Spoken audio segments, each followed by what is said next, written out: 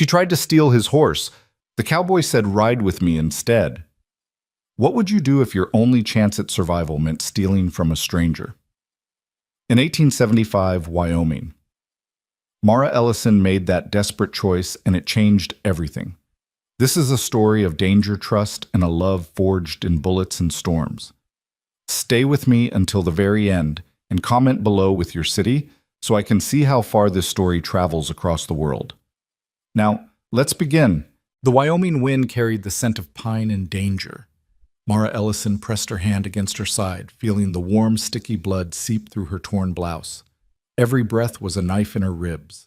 Every step toward the trading post ahead felt like her last.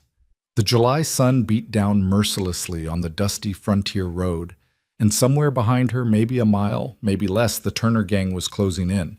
She could still hear the gunshots echoing in her mind, could still see the flash of muzzle fire as she'd crashed through the window of the Territorial Bank in Cheyenne, clutching the leather document case that now hung heavy across her shoulder. Inside that case was enough evidence to hang Marcus Turner and every corrupt lawman, judge, and banker in his pocket. But evidence meant nothing if she didn't survive the next hour.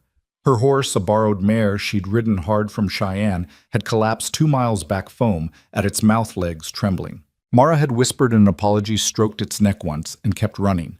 She'd learned long ago that sentiment was a luxury women like her couldn't afford. The trading post materialized out of the heat shimmer like a mirage. Weathered wood, a sagging porch, and blessed salvation, a magnificent chestnut stallion tied to the hitching post. The horse was easily 16 hands, well-muscled, with a coat that gleamed even under the dust of travel. This was no ordinary mount. This was a horse that could outrun anything the Turner gang rode.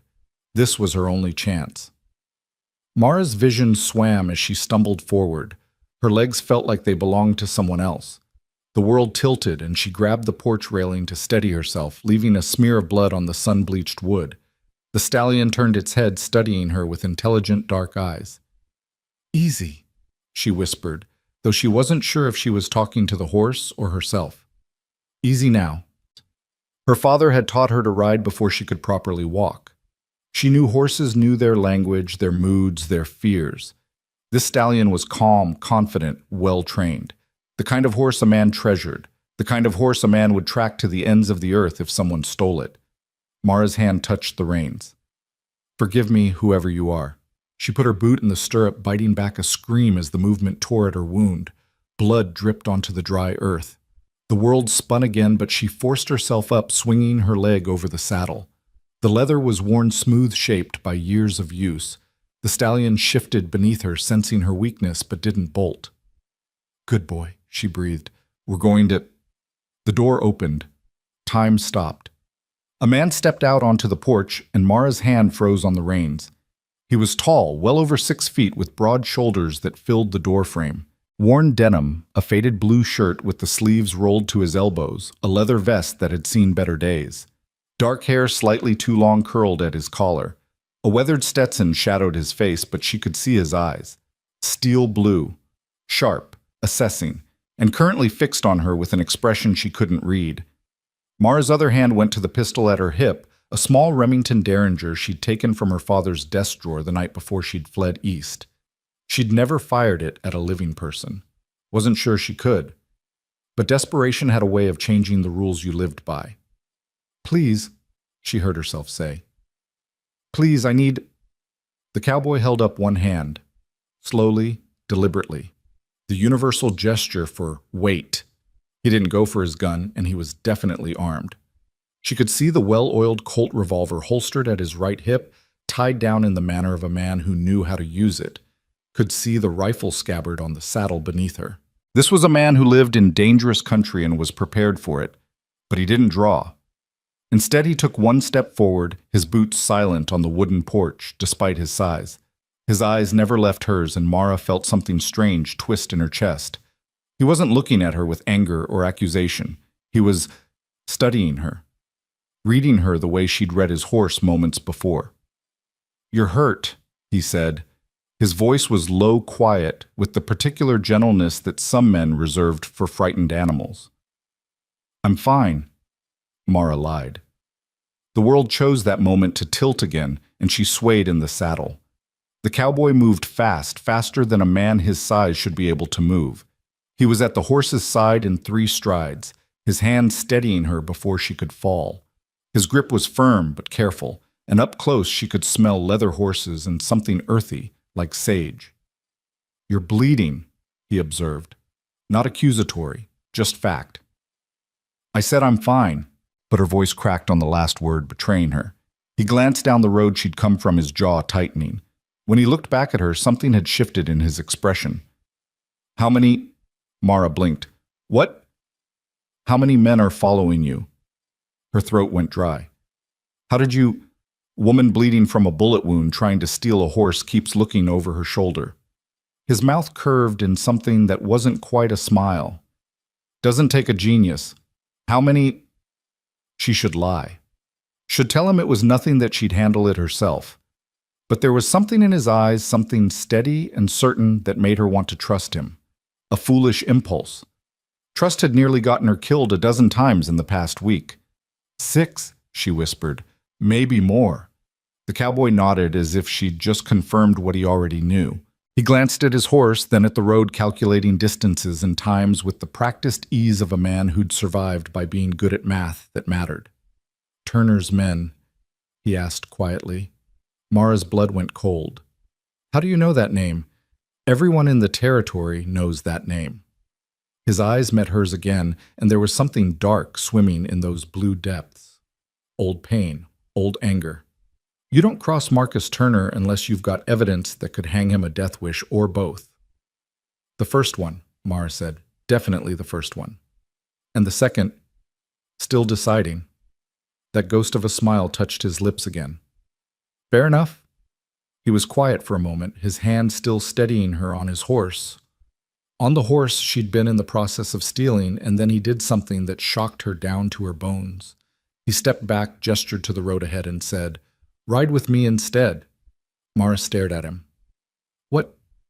You heard me." He moved to untie a second horse, a sturdy bay mare that she hadn't even noticed tied on the far side of the post. "You're hurt, you're being hunted, and you're about 5 minutes from passing out.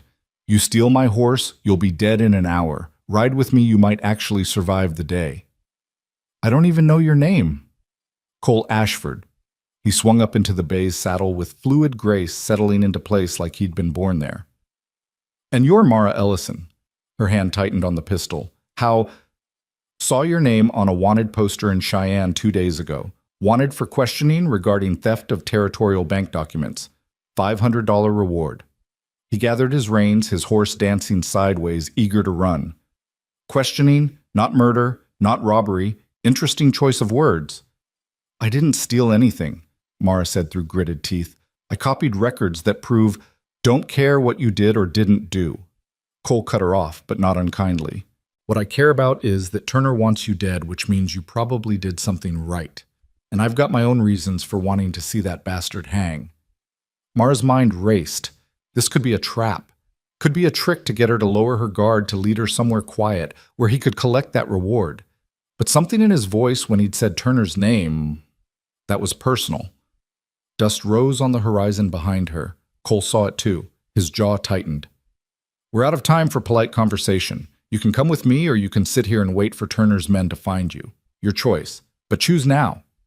Mara looked at the dust cloud, looked at this stranger who'd caught her stealing his horse and offered her a lifeline instead of a bullet, looked at the steel blue eyes that held secrets and sorrow in equal measure. She'd been running on her own for 6 days. 6 days of fear and exhaustion and wounds that wouldn't properly heal. 6 days of looking over her shoulder and sleeping in ditches and wondering if the next sunrise would be her last. Maybe it was time to stop running alone. "North, she said. "We need to go north toward Laramie. There's a federal judge there who—" "I know the judge." Cole wheeled his horse around. "We're not going to Laramie, not yet. First we're going somewhere Turner's men won't think to look. Somewhere safe, somewhere old, somewhere watched by someone who doesn't give a damn about Turner's money." He looked back at her, and for the first time she saw the hint of a real smile. "Do you trust me?" "No," Mara said honestly. "Smart woman." Cole touched his heels to his horse's flanks. Then trust this, I want Turner dead more than I want that $500. And right now, keeping you alive is the best way to make that happen. Now ride." He took off at a gallop, and Mara's stallion, his stallion, followed without her even having to ask. The horse knew its master's commands responded to the rhythm of Cole's bay, even at a distance. They raced away from the trading post as the dust cloud behind them grew larger, closer. Gunshots cracked through the air. "Stay low!" Cole shouted over the thunder of hooves. Mara pressed herself against the stallion's neck, feeling the powerful muscles bunch and release beneath her. The wound in her side screamed with every jarring stride, but she gritted her teeth and held on. Behind them she could hear shouting. More gunshots. The Turner gang had reached the trading post and realized their quarry was escaping. Cole led them off the main road and into rougher country. Scrub brush and scattered pines gave way to rocky terrain that climbed steadily upward. The horse's hooves struck stone, the sound ringing out like bells.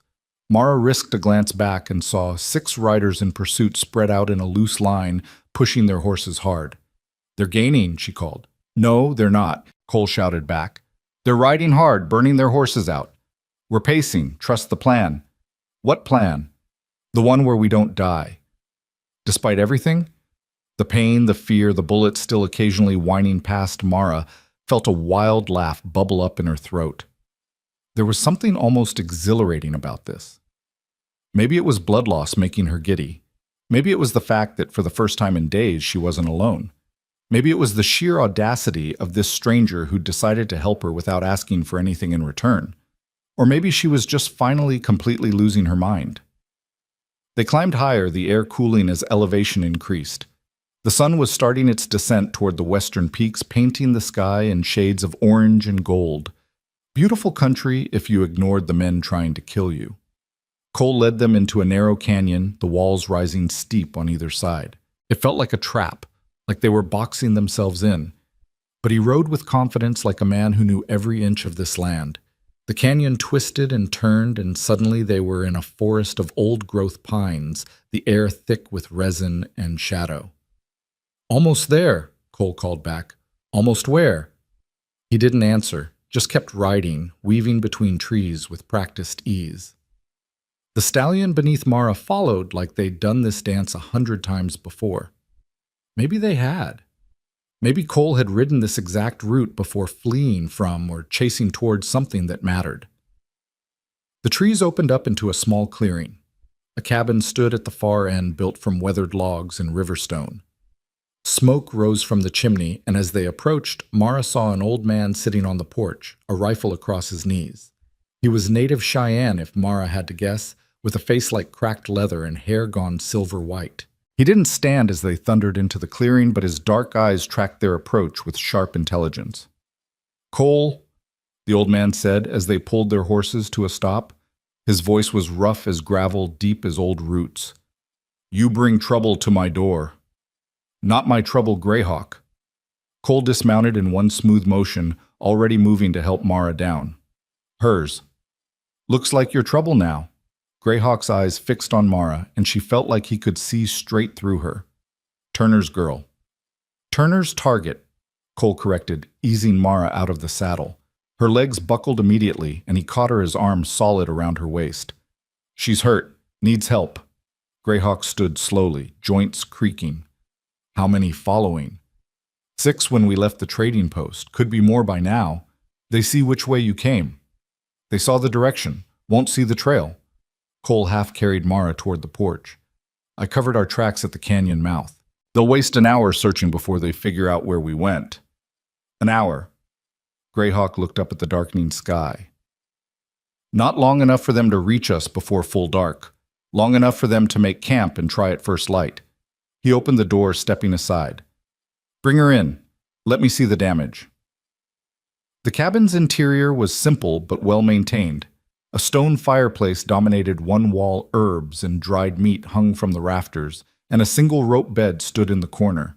It smelled like wood smoke and sage. Mara had a moment to register details before Cole set her carefully on a wooden bench near the fire. "Can you sit up on your own?" he asked gently. "I've been sitting up on my own since I was 6 months old," Mara snapped. Then immediately regretted the sharpness in her tone. "Sorry, "You're scared and hurt and don't like being weak. Cole's eyes were kind. I understand, but right now you need to let us help you, or that bullet wound is going to kill you just as surely as Turner's men would have. Greyhawk appeared with a basin of water and clean cloth. Blouse off, babe, he said bluntly. Can't treat what I can't see.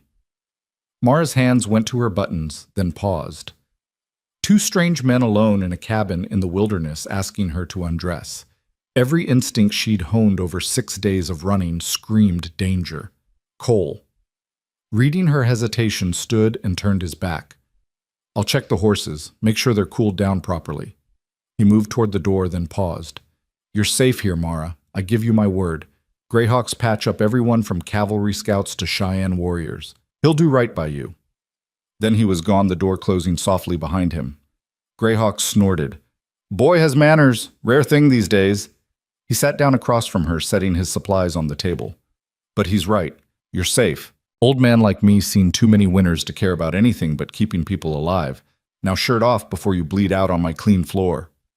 Something about his gruff practicality made Mara trust him.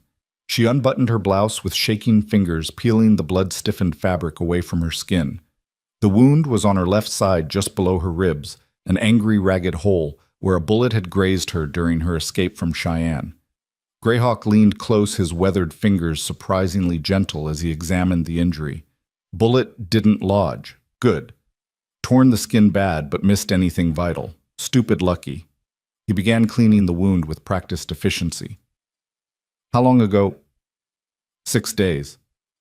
6 days riding hard, bleeding, probably not eating or sleeping right. He shook his head.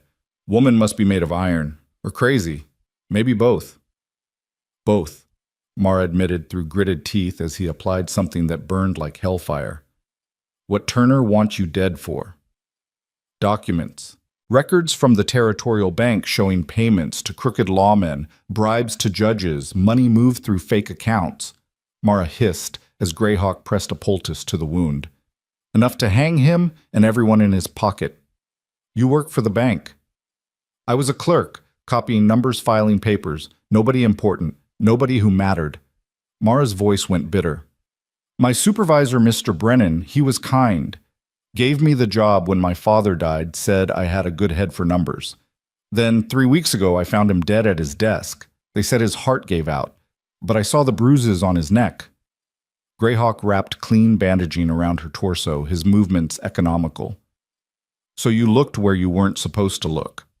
I knew the bank's systems. Knew where Brennan kept the real books, the ones that didn't match the official records. Took me 4 nights to copy everything. Mara touched the document case she'd refused to set down, even while Greyhawk tended her wound. Then someone saw me leaving his office, started shooting before I even reached the stairs. And now Turner wants you dead.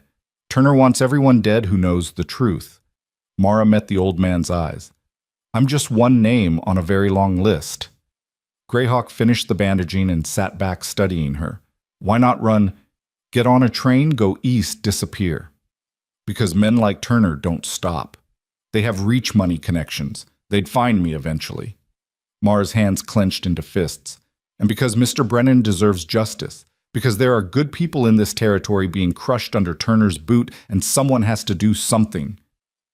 So you chose to be someone. Greyhawk stood gathering his supplies. Brave, stupid. Like I said, maybe both. He moved to the stove, ladling something from a pot that smelled like heaven. Eat, sleep. Tomorrow we make plans. Tomorrow, Turner's men. Tomorrow, Turner's men will search the canyon, find nothing, and waste a day trying to figure out where you went. Greyhawk set a bowl of stew in front of her. Cole knows this land better than any white man I ever met. Learned from his father, who learned from me. They won't find this place unless we want them to. Mara picked up the spoon with trembling hands.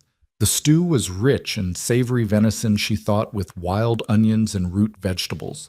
She hadn't realized how hungry she was until the first bite hit her tongue. She had to force herself to eat slowly to not make herself sick.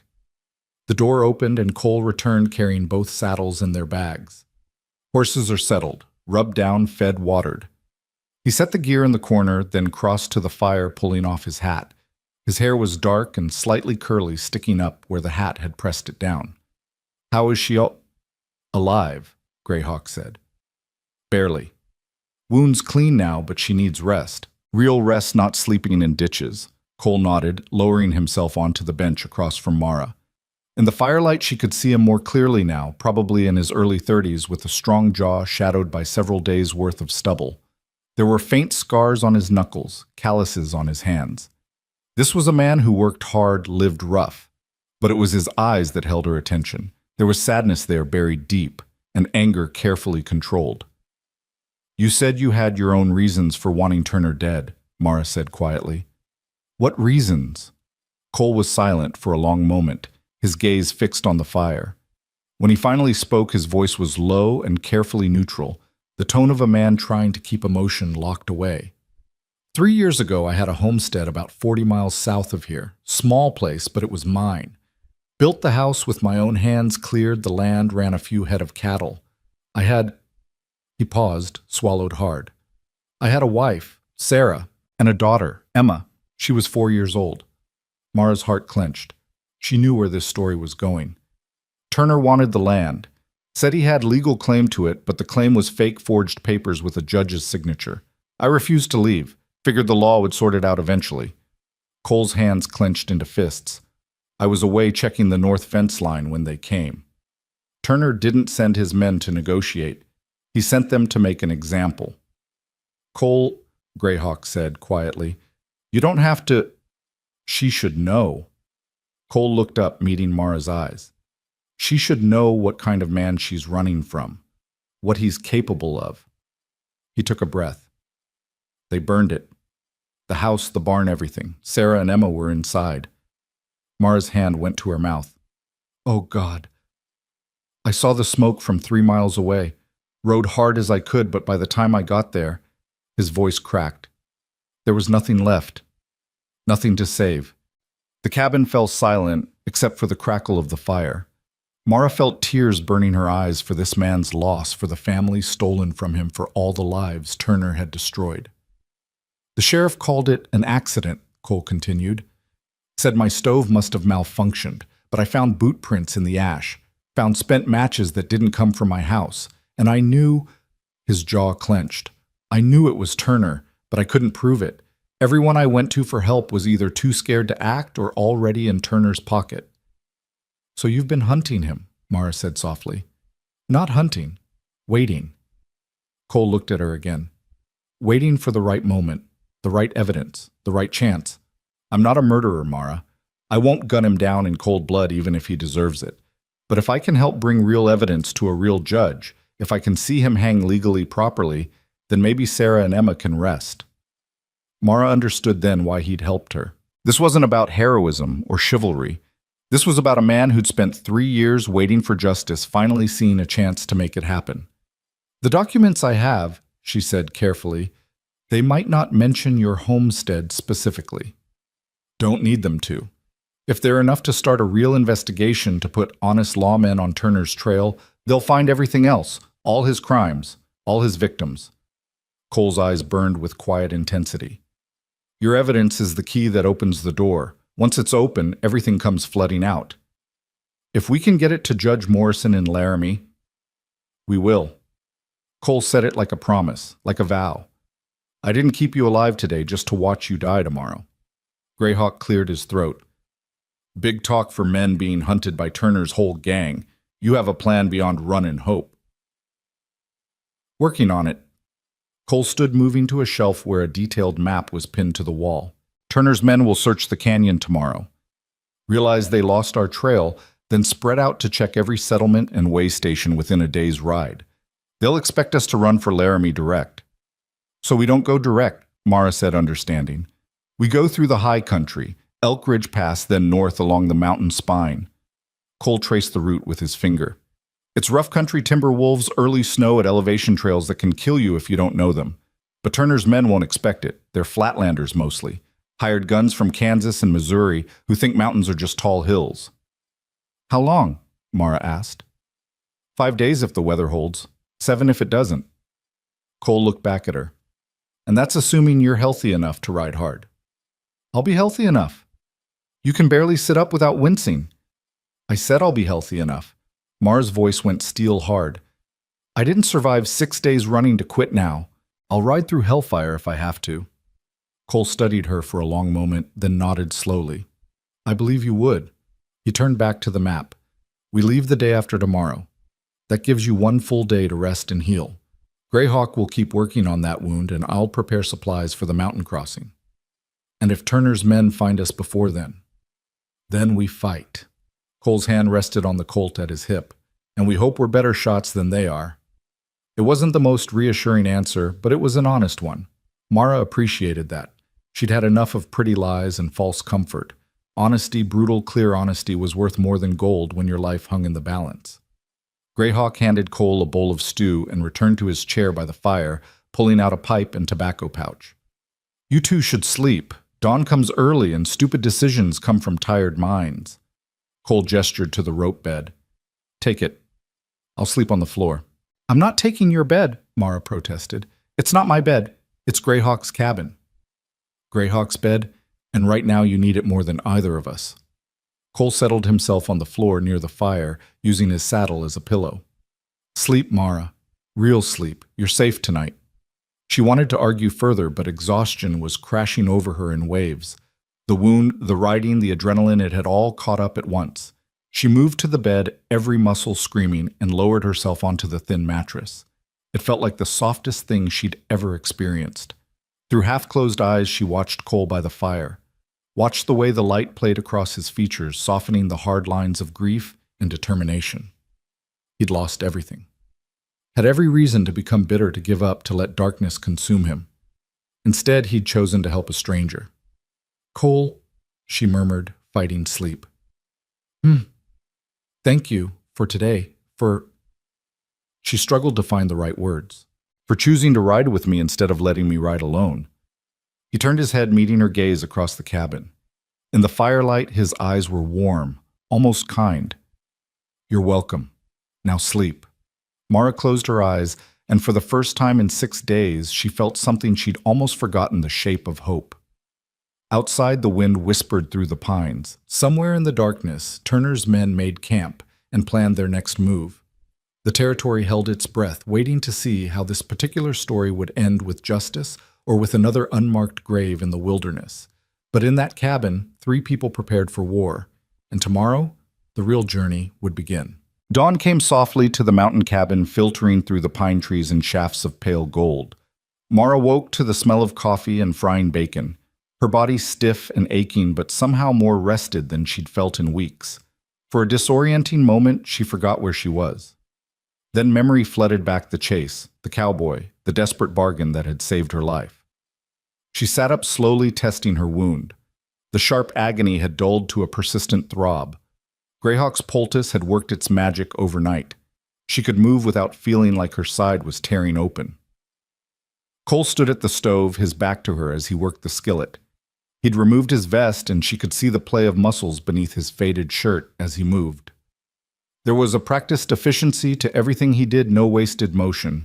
A man comfortable in his own skin. You snore, he said without turning around. Mara felt heat rise to her cheeks. I do not. Like a hibernating bear. She could hear the smile in his voice. Greyhawk and I took bets on whether you'd wake the wolves. You're lying. Maybe. He turned, holding out a tin cup of coffee. But you'll never know for sure. She accepted the cup, wrapping her hands around its warmth.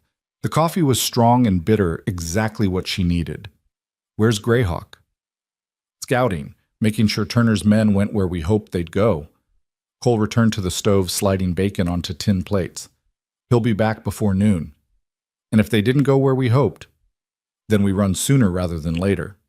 Cole brought over 2 plates of bacon, fried potatoes, and what looked like cornbread. Eat. You need to rebuild your strength. They ate in companionable silence, the cabin warm with morning sun and the lingering heat from the stove. Through the window, Mara could see the clearing, the horses grazing peacefully, the wall of pines beyond. It felt impossibly remote, impossibly safe, like they'd stepped outside the normal world into some pocket of peace that Turner's violence couldn't reach. She knew it was an illusion, knew that danger was never more than a day's ride away. But for this one morning, she let herself pretend otherwise. Tell me about the judge, she said finally. Morrison. You said you know him. Cole nodded, chewing thoughtfully before answering. James Morrison. Appointed by Washington 3 years ago to clean up territorial corruption. He's honest, genuinely honest, which makes him rare as gold out here. Doesn't take bribes, doesn't bend to pressure. Turner's tried to buy him, threaten him, discredit him. Nothing's worked. So he's made enemies. Powerful ones. But he's also made himself untouchable by being very public, very visible. Turner can't make him disappear without drawing federal attention. Cole took a sip of coffee. Your evidence gets to Morrison, he'll act on it. No question. If we can get it to him. We will. Cole's certainty was absolute. I've spent 3 years planning for this moment. Every trail through these mountains, every cache of supplies, every friend who owes me a favor, it's all been building toward getting evidence like yours to someone who'll use it. Mara studied him over the rim of her cup. You've been waiting for someone like me. I've been waiting for a chance. Didn't matter if it came from a person or a miracle or dumb luck. His blue eyes met hers. Turns out it came from a woman desperate enough to try stealing my horse. I apologized for that. No, you didn't. I meant to. That's not the same thing. But he was smiling, and Mara found herself smiling back. There was something easy about being around Cole despite the circumstances. He didn't demand explanations or judge her choices. He simply accepted her as she was battered, frightened, but still fighting. I am sorry, she said seriously, about the horse, and for bringing this danger to you and Greyhawk. Greyhawk's been in danger since the day he was born. Being Cheyenne in white man's territory means you're never safe. Cole's expression darkened. As for me, I've been waiting for danger, hunting it. Better it finds me than someone else. That's a lonely way to live. I haven't had much choice. He stood gathering their empty plates. After Sarah and Emma died, people either avoided me because they felt guilty for not helping, or they tried to help in ways that just made everything worse. Greyhawk was different. He let me grieve in my own way in my own time, taught me to survive in country where survival isn't guaranteed. Is that why you came to the mountains, to learn survival? Cole paused at the wash basin, his shoulders tense. I came to the mountains because if I'd stayed in civilized country, I would have killed Turner with my bare hands and hanged for it. Up here I could breathe, think clearly, wait for the right moment instead of throwing my life away on revenge that wouldn't bring them back. Mara set down her cup, the weight of his loss pressing against her chest. She'd lost her father to consumption 2 years ago, and that grief still carved holes through her on bad days.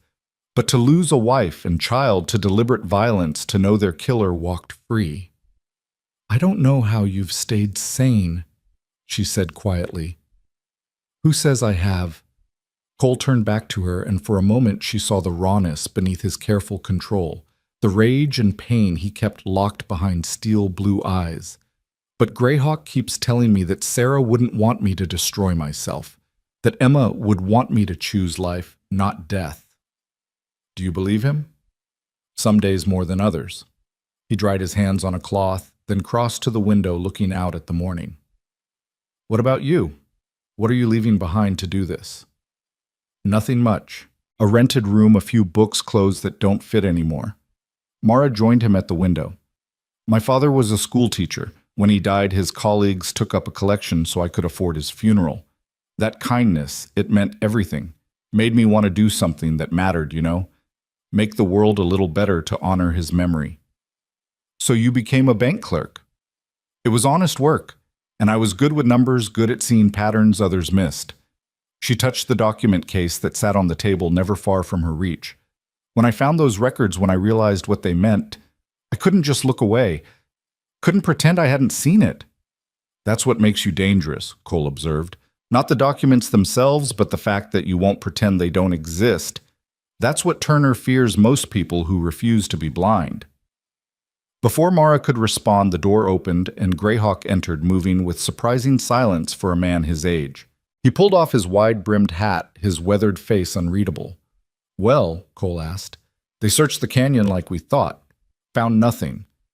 Split into 3 groups, one heading north toward settlements, one west toward the railroad, one south back to Cheyenne. Greyhawk moved to pour himself coffee. They're frustrated, angry, pushing their horses too hard. Which means they'll need to rest soon, Cole said. Buy us more time. Or they'll steal fresh horses and keep coming. Greyhawk settled into his chair. Turner's offering $1,000 now. Word spreading. Every bounty hunter and desperate fool in the territory will be looking for her. Mara's stomach clenched. $1,000. That was a fortune out here. Enough to tempt even honest men into betrayal. Cole's jaw tightened. Then we need to move faster than planned. Leave tonight instead of tomorrow. She's not ready, Greyhawk said flatly. Look at her. Still pale, still weak. Push her too hard and that wound opens again. She bleeds out on the trail. I can ride, Mara insisted. I'll manage. Managing isn't good enough. Cole turned to face her fully. The mountain pass is brutal even in good conditions. Narrow trails, steep drops, weather that changes by the hour. You need to be at full strength or you'll get yourself and me killed. So what do you suggest that I sit here while Turner tightens his noose? I suggest you spend today preparing properly. Cole moved to a trunk in the corner, pulling out clothing. You can't ride mountain country in a torn blouse and city boots. You need proper gear. He laid out items on the table, a heavy canvas jacket, wool pants, sturdy leather boots, a wide-brimmed hat. Men's clothing, but practical for rough travel. These were Sarah's, he said quietly. She was about your size. She'd want them used for something good. Mara's throat tightened. The gift felt impossibly personal, impossibly generous. Cole, I can't. You can and you will. Pride's a luxury neither of us can afford right now. He added a gun belt to the pile. Can you shoot? I have a Derringer. That's not what I asked. Mara lifted her chin. My father taught me to shoot tin cans when I was 12. I'm not a marksman, but I can hit what I aim at. Good enough. Cole checked the revolver, a smaller Colt than his own, but well-maintained. This was Sarah's too. She insisted on learning after we moved to the homestead. Said she wouldn't be helpless if trouble came while I was away. His voice went rough. For all the good it did her. Greyhawk stood, setting down his coffee. Boy, help me with the supplies. Let the girl change in peace. The two men stepped outside, closing the door behind them. Mara stood alone in the cabin, staring at the clothes laid out before her. They smelled faintly of cedar and lavender, carefully stored away after their owner's death. She ran her fingers over the jacket's canvas, feeling the care that had gone into its making. This had been worn by a woman who'd built a life in hard country, a woman who'd been loved, a woman who'd died because evil men wanted land and didn't care who they destroyed to get it. Mara began to change, peeling off her ruined blouse and skirt. The wool pants felt strange after years of skirts, but practical. The boots fit nearly perfectly. When she buckled the gun belt around her hips, she barely recognized herself in the small mirror on the wall. She looked like someone who belonged in this country, someone who could survive it. She opened the door to find Cole and Greyhawk sorting through saddlebags, organizing supplies with military precision. Ammunition, dried meat, hardtack coffee, medical supplies, rope canvas for shelter. Everything they'd need to survive a week in country that didn't forgive mistakes. Cole looked up as she emerged, and something flickered across his face. Surprise. Recognition. Maybe pain. Sarah used to stand just like that, he said softly, hands on her hips, ready to take on the world. I'll do my best to honor her memory, Mara said. You already are, by fighting instead of running, by refusing to let Turner win. Cole returned to his work, but his voice carried weight. Now come here. If you're going to carry that revolver, you need to know how to use it properly. The next several hours passed in a blur of instruction. Cole taught her how to draw smoothly, how to aim center mass instead of trying for fancy headshots, how to breathe through the recoil.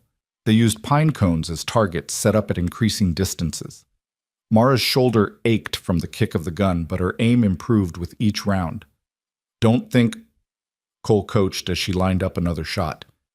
Your brain is too slow. Trust your body. Let your hands know where the target is, then pull the trigger. She fired. A pine cone exploded 30 feet away. Better.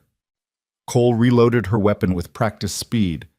But in a real fight, targets shoot back. You need to be able to draw, aim, and fire in under 3 seconds. That's impossible.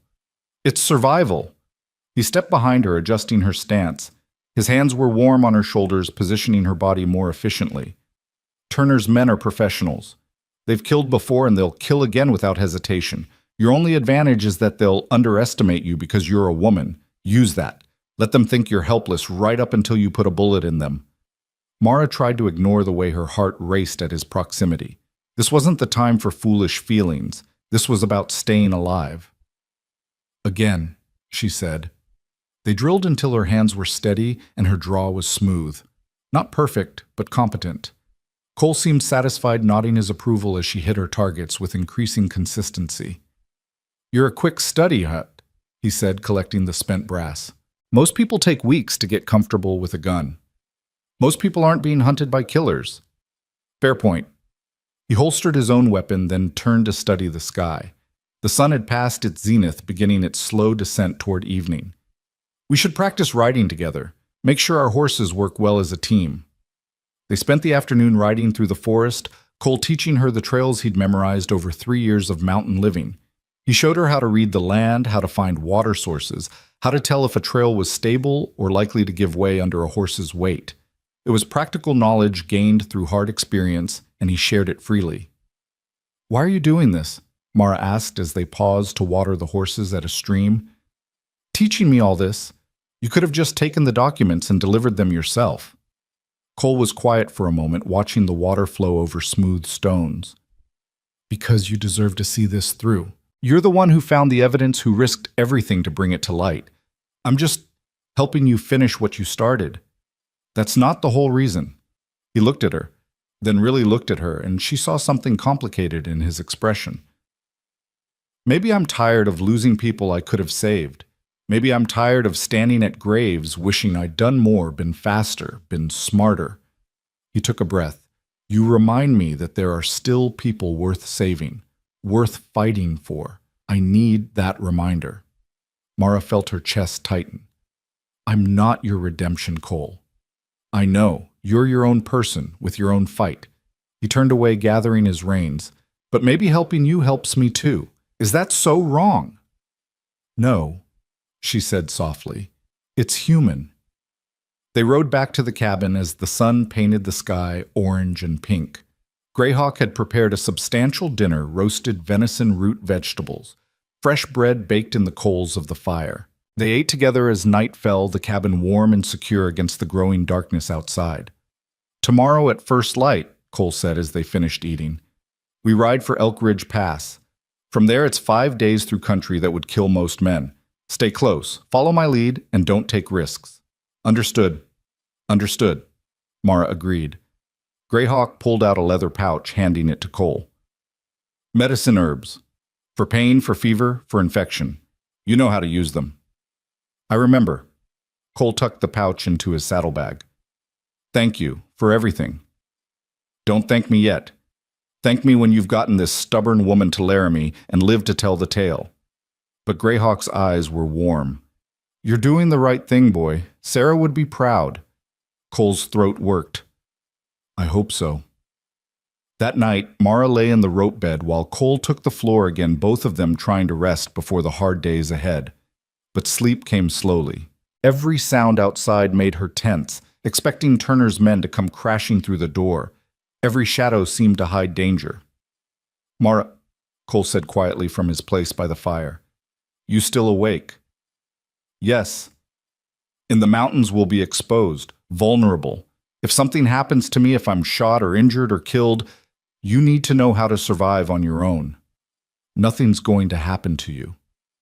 You don't know that." His voice was gentle but firm. "I need you to promise me something. If I fall, you take my horse, you take the supplies, and you ride hard for Laramie. Don't stop. Don't look back. Get those documents to Judge Morrison, no matter what." Mara sat up, able to see his silhouette in the firelight. "I'm not leaving you behind. You will if you have to. This is bigger than one person, bigger than both of us. Turner's corruption poisons this entire territory. How many families has he destroyed? How many good people has he killed or ruined?" Cole turned to face her. "Your evidence can stop him, can save lives we don't even know about yet. That's worth more than my life. Worth more than yours too, though I'll do everything in my power to make sure it doesn't come to that. You can't ask me to just abandon you. I'm not asking. I'm telling you what has to happen if things go wrong. His eyes reflected firelight burning with intensity. Promise me, Mara. Promise you'll finish this even if I can't. She wanted to refuse, wanted to say that they'd both make it or neither would. But she recognized the look in his eyes. This was his mission, his purpose, the thing that had kept him alive through 3 years of grief and waiting. She couldn't take that from him. I promise, she whispered. But you better not die on me, Cole Ashford. I didn't survive 6 days of hell just to lose my guide in the mountains. He smiled faintly. I'll do my best. Now sleep. Tomorrow changes everything. Mara lay back down, pulling the blanket to her chin. Outside, an owl called through the darkness. Inside, the fire crackled and popped. And somewhere between fear and hope, she finally slipped into restless dreams. She woke once in the deepest part of night, disoriented and afraid. It took her a moment to remember where she was, why her side ached, why she could hear 2 people breathing in the darkness. Then memory settled and her heart slowed. Cole was still by the fire, but he wasn't sleeping. He sat with his back against the wall, his rifle across his knees, watching the door and window with patient vigilance. A guardian keeping watch while she slept. Cole, she whispered. I'm here. Go back to sleep. Are you going to watch all night? Someone has to. Greyhawk's watching outside. We're safe. But Mara heard the unspoken truth. They were as safe as they could be in a territory where a $1,000 bounty had painted a target on her back. Safe was relative. Safe was temporary. Safe was an illusion they maintained through constant vigilance and loaded guns. She closed her eyes again, but sleep was elusive. Instead, she found herself thinking about the man keeping watch, about his loss, his pain, his careful kindness, despite having every reason to be bitter and cruel. He'd been hollowed out by grief, but hadn't let it destroy him. Instead, he'd forged that grief into purpose. In another life, under different circumstances, she thought they might have been friends. Maybe more than friends. There was something in the way he looked at her, sometimes not with desire, but with recognition, like he saw himself reflected in her stubborn determination to do what was right, no matter the cost. But this wasn't another life. This was here and now, and the only future that mattered was the one where they survived long enough to bring Turner to justice. Dawn came too quickly, and not quickly enough. Mara woke to find Cole already moving, checking weapons and securing supplies with quick efficiency. Greyhawk prepared a final meal, more of a warrior's breakfast than a leisurely one. Lots of protein, lots of fuel for the hard riding ahead. Eat everything, Cole instructed, handing her a loaded plate. We won't stop for a proper meal until we're through the pass. Mara ate mechanically, her stomach tight with nerves. This was it. The moment they left the safety of the cabin and committed themselves to the mountain crossing. No going back, no changing their minds. When the dishes were cleared and the horses saddled, Greyhawk pulled Mara aside. He pressed something into her hand, a small leather medicine pouch on a cord. Protection, he said gruffly. Old medicine. Cheyenne prayers for travelers. May not mean anything to you, but it means something to the land. Wear it. Mara slipped it over her head, tucking it beneath her shirt. Thank you. For everything. Don't thank me. Just survive. His weathered hand gripped her shoulder. And make Turner pay for what he's done. Not just for you, not just for Cole. For all of us, he's ground beneath his heel. I will, Mara promised. Cole appeared beside them, leading both horses. Time to go. Mara mounted the chestnut stallion properly, this time with permission, and settled into the saddle. The horse felt solid beneath her, powerful and responsive. Cole swung onto his bay mare, sitting easy and relaxed, despite the tension in his jaw. Stay close, he said. Watch the trail ahead. If I signal you to stop or go, do it immediately without question. The mountains don't give second chances. I understand. Greyhawk raised one hand in farewell. May your ancestors watch over you. May your path be clear and your enemies blind. Then they were riding, leaving the cabin and its brief sanctuary behind. The forest closed around them as they climbed higher, the air growing cooler and thinner. Cole led them along trails that seemed invisible to Mara's eyes, reading the land like others read books. They rode in silence for the first hour, both of them listening for sounds of pursuit. But the forest was quiet except for birdsong and wind through pine branches. If Turner's men were following, they were either very good at stealth or very far behind. "Tell me about Laramie," Mara said as they paused to rest the horses. "What's it like?" Cole took a long drink from his canteen before answering. "Growing town, maybe 3,000 people now. Got law, got commerce, got the railroad. Judge Morrison keeps chambers there, holds court twice a month." He wiped his mouth. "It's as civilized as the territory gets, which isn't saying much. But it's better than most places." "And you think we can trust him? Really trust him?" "I know we can. I've seen him throw out cases where the evidence was tainted by bribery. Seen him order marshals to arrest men who thought they were untouchable." Cole's voice carried absolute certainty. "Morrison's one of the few honest men in this territory. If anyone can use your evidence to bring Turner down, it's him." They remounted and continued climbing. The trail grew steeper, rockier. Mara's thighs burned from gripping the saddle, and her wounded side ached with every jarring step. But she gritted her teeth and kept going. Pain was temporary. Death was permanent. By midday, they'd reached the mouth of Elk Ridge Pass, a narrow defile between two towering peaks, the trail barely wide enough for one horse at a time. Cole stopped studying the passage with narrowed eyes. "This is the dangerous part," he said. "The pass is 3 miles long with cliff drops on both sides. One wrong step and we're dead. Once we're in, we can't turn back. The trail's too narrow. So if you have any doubts, any second thoughts, speak now." Mara looked at the pass, at the thin ribbon of trail disappearing between stone walls. It looked like the gateway to hell. "No doubts. Let's go." Cole nodded, respect clear in his eyes. "Then follow exactly in my tracks. Don't look down. Don't rush. Trust your horse." He entered the pass, and Mara followed, her heart climbing into her throat. The trail was worse than she'd imagined, barely 3 feet wide in places with 1,000-foot drops to jagged rocks below.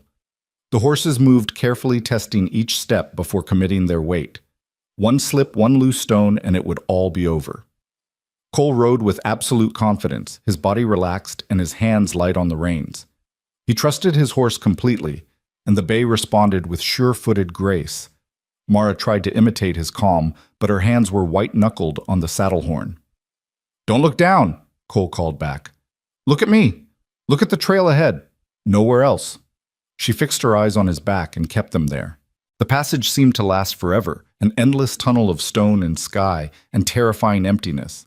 Wind howled through the gap, threatening to push them off balance. Her horse's hooves struck rock with sharp clicks that echoed endlessly. Then finally the pass widened. The trail opened into a high mountain meadow, and Mara could breathe again. "First test passed," Cole said, pulling up to let the horses rest. "You did good." "I thought I was going to die," Mara admitted, her voice shaking. "We all think that the first time through, but you didn't panic, didn't freeze up. That's what matters." He studied her with approval. "You're tougher than you look, Mara Ellison." "I've had to be." They rode on through the afternoon, following a trail that wound along the mountain spine. The views were breathtaking, endless peaks marching to the horizon, forests spread like green carpets below sky, so blue it hurt to look at. But Mara couldn't enjoy the beauty. Every moment was spent watching for danger, listening for pursuit, fighting exhaustion that threatened to pull her from the saddle. As the sun began its descent, Cole led them to a sheltered spot beneath an overhang of rock. "We'll camp here tonight." Hidden from above and below, small, fire-cold camp by midnight. They worked together to unsaddle the horses, to gather firewood, to prepare a simple meal of salt pork and hardtack. The routine of it was oddly comforting, normal human activities in a situation that was anything but normal. As they ate, Cole told her about the country ahead. "Tomorrow we follow the ridge for another day, then descend into timber country. That's where it gets tricky. Dense forest, easy to get lost, easier for someone to ambush us." "You think Turner's men could have gotten ahead of us?" "Not likely, but possible. If they're smarter than I'm giving them credit for, they might have anticipated the mountain route and positioned men to intercept." He poked at the fire with a stick. "We'll stay alert, move carefully, trust nothing." "Sounds exhausting."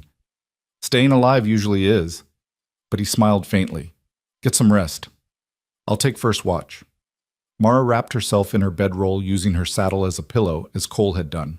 The ground was hard and cold, and every sound made her twitch. But exhaustion eventually won out, dragging her down into uneasy sleep. She woke hours later to find Cole still sitting watch his rifle across his knees, his eyes scanning the darkness. Without thinking, she spoke. "Cole, why don't you sleep? I can keep watch." He turned to look at her, his face shadowed in the dying firelight. "You need rest more than I do. Sleep, Mara. At least let me share the watch. You can't stay awake for 5 straight days. I've done harder things." "That doesn't mean you should." She sat up, pulling the blanket around her shoulders. "Please, let me help." Something in her voice must have reached him, because he finally nodded. "All right, wake me if you hear anything at all. And I mean wake me, don't try to handle it yourself." "I promise." He lay down in his bedroll, his hand still resting on his rifle, even as sleep claimed him. Mara watched him for a moment, this man who'd shouldered so much loss and somehow kept moving forward. Then she turned her attention to the darkness beyond their small camp, keeping watch, while he finally rested. The night was long and cold and full of sounds that might have been threats or might have been nothing, but she stayed alert, staying true to her promise. And when the first gray light of dawn touched the eastern horizon, she woke Cole gently. "Morning," she said softly. "Nothing happened. We're safe." He sat up, rubbing his eyes, looking more rested than he had the night before. "Thank you," he said simply. They broke camp and rode on as the sun rose, painting the mountains gold and pink. Another day of hard travel stretched ahead, another day closer to Laramie, to Judge Morrison, to justice.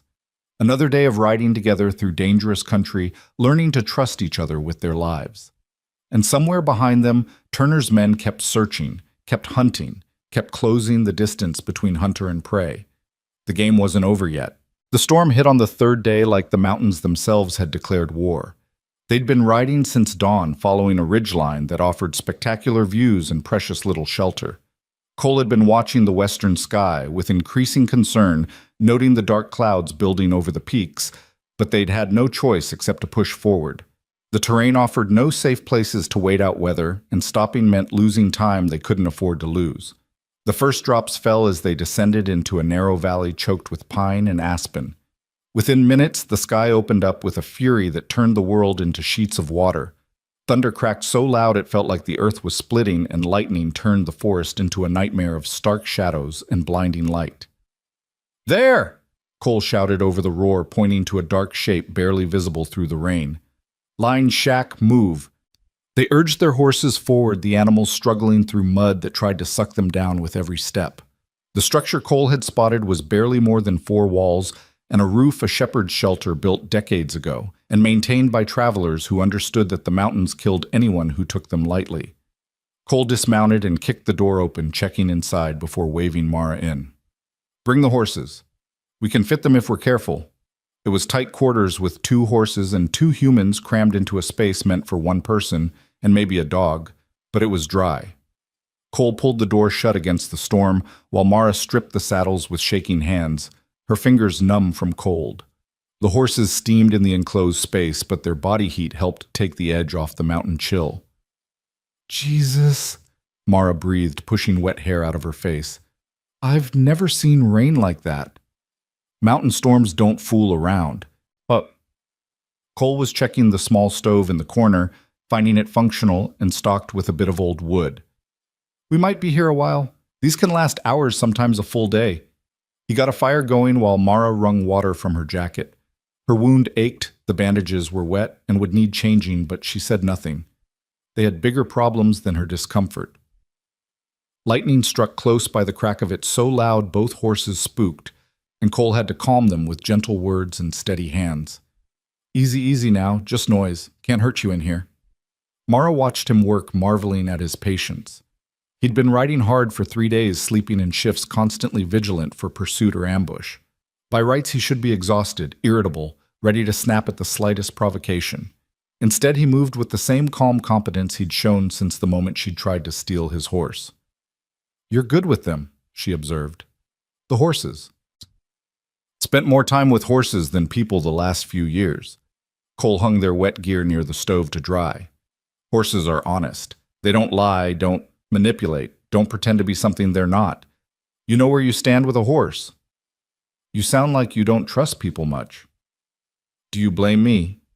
He settled onto the floor, his back against the wall. Everyone I trusted before Sarah died either failed me or was too scared of Turner to help. The only person who came through was Greyhawk, and he spent his whole life learning not to trust white men's promises. Mara sat across from him, close to the fire. I'm sorry that you had to learn that lesson the hard way. We all learn things the hard way out here. That's just how the territory works. Cole pulled out his knife and a piece of wood from his saddlebag, beginning to whittle with absent skill. What about you? Who did you trust before all this? My father, mostly. After he died, I trusted Mr. Brennan at the bank. Thought he was a good man doing honest work. Her voice went bitter. Turns out he was a good man trying to expose dishonest work, which is why Turner had him killed. I should have seen it sooner. Should have known something was wrong. You can't blame yourself for not expecting murder. Can't I? This is Turner's territory. Everyone knows what happens to people who cross him. I should have been more careful, should have what ignored evidence of corruption because it might be dangerous. Cole looked up from his whittling. You did what your conscience demanded. That takes courage most people don't have. Courage or stupidity? Hard to tell the difference sometimes. The difference is whether you survive long enough to see it through. His knife moved in smooth, practiced strokes. And you're still here, still fighting. That's courage in my book. Outside, the storm raged with elemental fury. Rain hammered the roof, wind screamed through the trees, and thunder rolled like continuous artillery fire. Inside the tiny shack, warmth from the fire, and the horses slowly drove back the cold. Mara found herself relaxing despite the circumstances, the immediate danger of the storm somehow less terrifying than the constant threat of Turner's men. Can I ask you something? She said after a while. Depends on the question. How did you meet Sarah? Cole's hand stilled on the wood. For a long moment, Mara thought he wouldn't answer, that she'd crossed some invisible line. Then he took a breath and continued whittling, though his movements were slower now, more deliberate. Church social in Laramie, believe it or not. I was fresh from the war trying to figure out what to do with myself. She was a teacher's daughter, smart as a whip, with this laugh that could light up a whole room. A small smile touched his lips. She saw me standing in the corner looking uncomfortable in my Sunday clothes, and she just walked right up and asked if I liked apple pie. I said yes, and she said good, because she'd made 3 of them and needed help eating them before her father got ideas about his waistline. Love at first sight. More like, recognition at first sight, like I'd been waiting for her without knowing I was waiting. He turned the piece of wood, examining his work. We were married 6 months later, built the homestead the following spring. Emma came the year after that. They sound wonderful. They were. Cole's voice roughened. Sarah was fierce about that homestead, said it was ours, that no one had the right to take it away. When Turner's lawyer showed up with those forged papers, she wanted to fight. Wanted to hire lawyers of our own, take it all the way to territorial court. I told her that we'd win because we were in the right. He set down the knife, staring into the fire. I was checking fence line the day they came. North section about 3 miles from the house. I saw the smoke and I knew, God help me, I knew immediately what it meant. Rode back hard as I could, but Mara moved without thinking, crossing the small space to sit beside him. She didn't touch him, didn't try to offer empty comfort, just sat close enough that he'd know he wasn't alone. Sarah's father identified the bodies. Cole continued quietly. Wouldn't let me see them. Said I should remember them how they were, not how they ended. The sheriff ruled it an accident within an hour, case closed. Turner's lawyer filed claim on the property the next day. That's when you went to Greyhawk. That's when I realized I had 2 choices: put a bullet in Turner and hang for it, or disappear long enough to find another way. His hands clenched into fists. I chose wrong. Should have just killed him, consequences be damned. If you had, you'd be dead too. And I'd be dead because you wouldn't have been at that trading post to save me. Mara finally reached out, covering his fisted hand with hers. Your wife and daughter wouldn't want you to throw your life away. Greyhawk was right about that. Cole looked at her hand on his, then at her face. In the firelight, his eyes were dark, full of pain and something else. something that made her breath catch. You remind me of her sometimes. That same stubborn determination not to back down even when backing down would be smarter. Is that good or bad? I haven't decided yet. But his hand turned under hers, palm to palm, and his fingers closed around hers. The contact sent warmth through her that had nothing to do with the fire. Probably both. They sat like that while the storm raged outside, hands linked, shoulders touching. It felt natural and terrifying all at once. Mara hadn't expected this when she'd tried to steal his horse, hadn't expected to find someone who understood what it meant to fight alone, to carry grief like a stone in your chest, to keep moving forward, because stopping meant death. "Cole," she said softly. "Thank you for telling me about them. I don't talk about them much. Greyhawk hears it sometimes, but he's the only one." Cole squeezed her hand gently. "Feels right to tell you, though, like you should know. Because of the clothes. Because you're wearing Sarah's boots and carrying her gun and riding my horse into danger to do the exact kind of thing she would have done if she'd had the chance." He turned to face her more fully. "You're carrying on what she started, in a way. Fighting Turner, refusing to be crushed." Mara's throat tightened. "I'll try to be worthy of that." "You already are." The moment stretched between them, charged with something neither of them was quite ready to name. Then lightning struck close, so close the shack shook, and they both startled apart, the spell broken by elemental violence. Cole stood checking the horses, who'd spooked again. "Easy, easy. We're safe here." But they weren't safe, not really. The storm might keep Turner's men at bay temporarily, but once it passed, they'd be hunting again. And every hour spent sheltering was an hour that distance to Laramie wasn't being covered. "How much farther?" Mara asked. "To Laramie."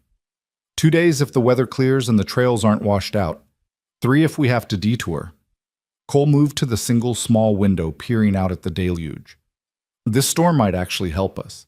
Turner's men will have to hole up too, and they don't know this country like I do. They might lose a day trying to find shelter. Or they might get lucky and find our trail when the rain stops. Always a possibility." He turned back to her. "But worrying about maybes doesn't help. We focus on what we can control, staying dry, staying fed, staying ready to move when the storm breaks." He was right, of course, but that didn't make the waiting easier. Mara pulled her knees to her chest, watching the fire while her mind raced through scenarios. What if Turner's men were already in Laramie? What if Judge Morrison had been bought off or threatened? What if they made it all this way only to find the documents weren't enough to convict? "You're thinking too loud," Cole observed, settling back down beside her. "I can hear the gears grinding from here. Just considering all the ways this could go wrong. That's a long list. Want to consider all the ways it could go right instead. Such as we make it to Laramie, Morrison takes one look at your evidence and issues arrest warrants for Turner and every man on his payroll. The marshals round them up, trials happen fast, and by Christmas, Turner's dancing at the end of a rope while the territory starts healing." Cole's voice carried absolute conviction. "That's the future I'm riding toward. That's what keeps me going." "You really believe it'll work out that way?" "I have to. The alternative is that evil wins and good people keep dying, and I refuse to accept that." He met her eyes. "You can't accept it either, or you wouldn't be here." He was right. Whatever fear churned in her gut, whatever doubts whispered in the dark hours, she couldn't let them win. Couldn't let Turner win. Too many lives depended on her seeing this through. "Okay," she said. "Okay. We believe in the good outcome. We ride toward justice, not revenge." "Exactly." Cole handed her a piece of dried meat from his supplies. "Now eat something. Storm's not letting up anytime soon, so we might as well keep our strength up." They shared a sparse meal while rain drummed overhead. The horses settled, accepting that they'd be in close quarters for a while. The fire burned steady, pushing back the cold and dark. And slowly, despite the storm and the danger and the uncertain road ahead, Mara felt something close to peace. She dozed eventually, the exhaustion of 3 hard days finally catching up. When she woke, the quality of light had changed. The storm was passing, the rain lessening to a steady drizzle. Cole was at the window again, studying the landscape. "How long was I asleep?" she asked, her voice rough. "Few hours. Sun's getting low." We'll stay here tonight, ride out at first light. He glanced back at her. Trail's gonna be a mess, mud washouts trees down. It'll be slow going. Slow is better than dead. That's the spirit. He moved to check their supplies, taking inventory. We're good on food for another 3 days. Water's not a problem with all this rain. Ammunition's solid. We're in decent shape. Mara stood stretching, muscles stiff from sleeping on the hard floor.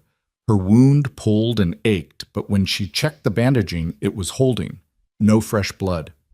Greyhawk's medicine was working its magic even in rough conditions. As evening fell, they ate another cold meal and settled in for the night. The storm had passed, but left the temperature dropping fast. Cole built up the fire, and they huddled close to it, wrapped in their bedrolls. "Cole," Mara said into the darkness. "Yeah."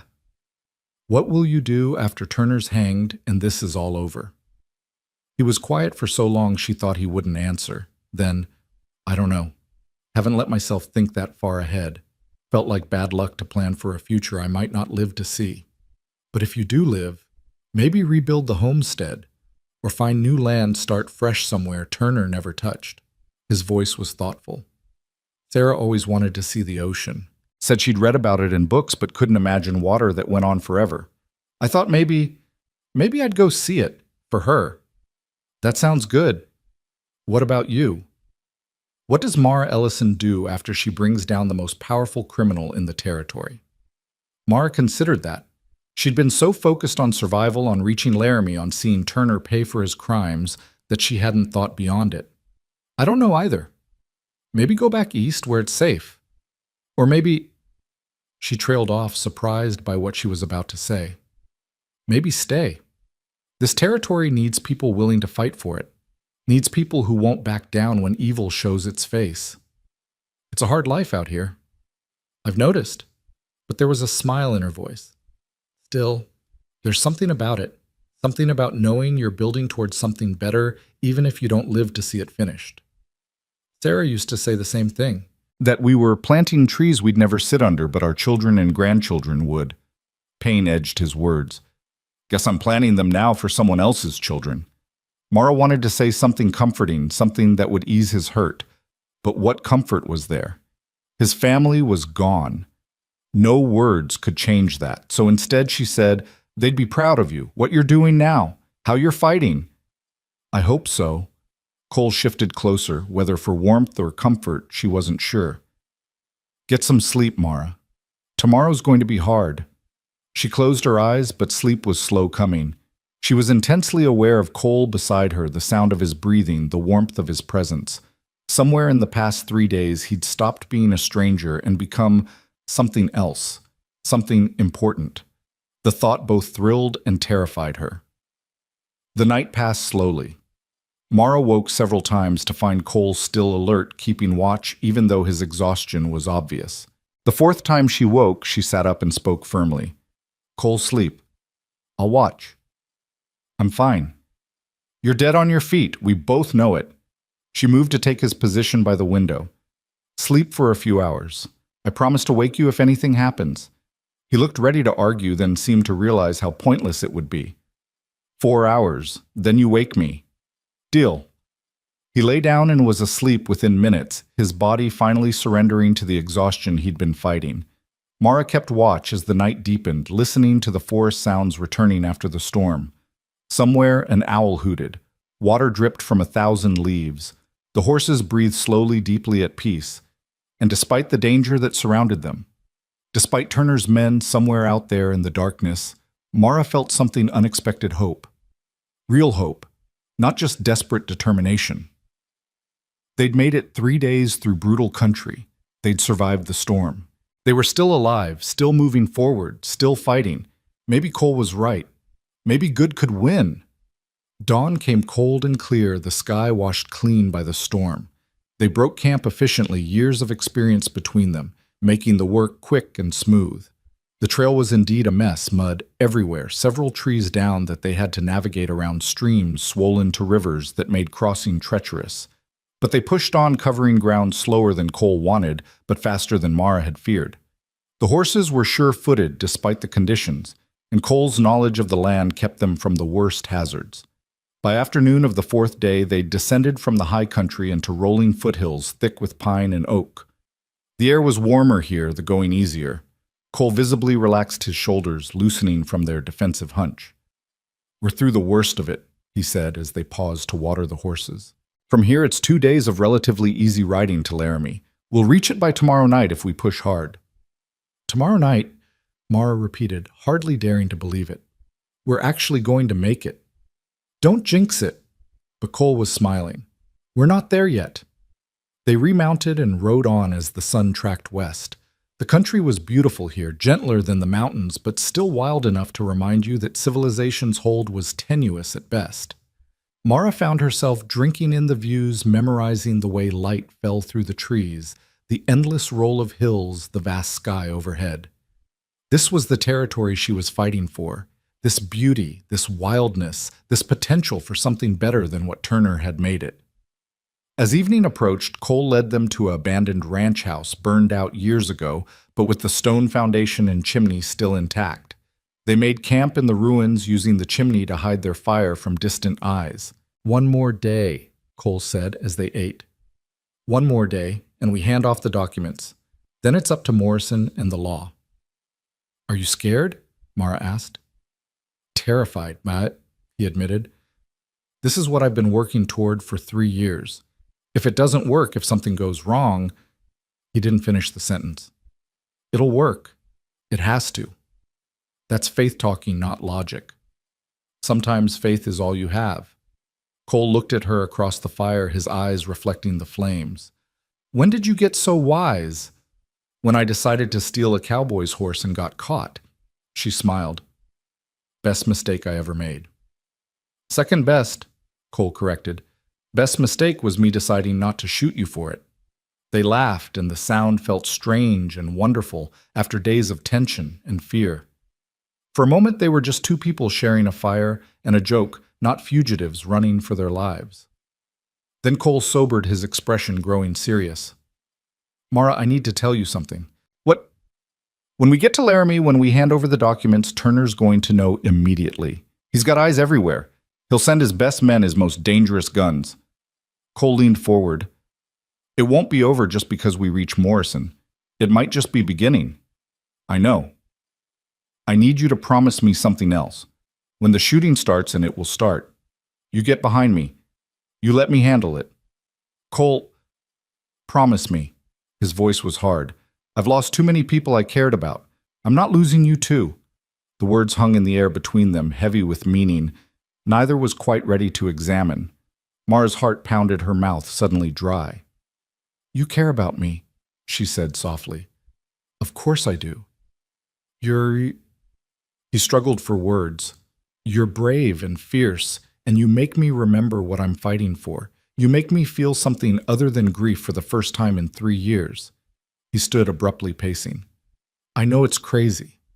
I know we barely know each other, but I can't pretend I don't feel it." Mara stood too, crossing to him. "It's not crazy. Or if it is, we're both crazy together." She reached up, touching his face.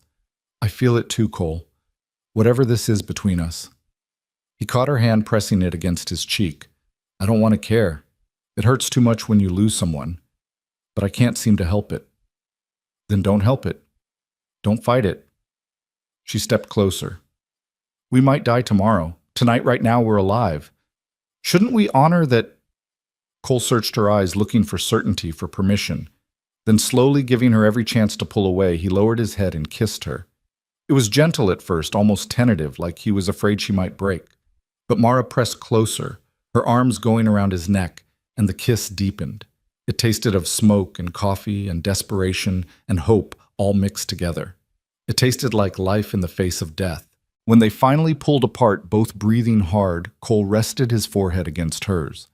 "I promised myself I wouldn't do this. Wouldn't let myself feel this. Promises are made to be broken. Not this one." But he didn't let her go. "Mara, I can't lose you. I can't survive that again." "Then we make sure you don't have to." She kissed him again, softer this time. "We survive together. We win together.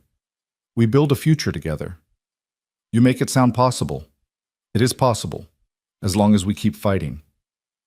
They held each other as the fire burned low and stars emerged overhead. Tomorrow they'd ride into Laramie. Tomorrow they'd face whatever Turner sent at them. Tomorrow justice would be served, or they'd die trying. But tonight they had each other. Tonight they chose to be alive. They settled together in the ruins, wrapped in their bedrolls in each other's arms. For the first time since Sarah died, Cole allowed himself to hope for a future that included more than revenge. For the first time since her father died, Mara allowed herself to imagine a life built on something more than survival. Dawn would come too soon. But for now, this was enough. They rode into Laramie just as the sun touched the western horizon, painting the town in shades of amber and gold that made it look almost peaceful, almost safe. Cole had pushed them hard through the final day, keeping to back trails and avoiding the main road where Turner's men might be watching. They'd stopped only twice to rest the horses, eating in the saddle, speaking little.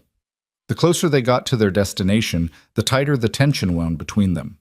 Now sitting on a ridge overlooking the town, Mara could see the grid of streets, the false front buildings, the church steeple rising above it all.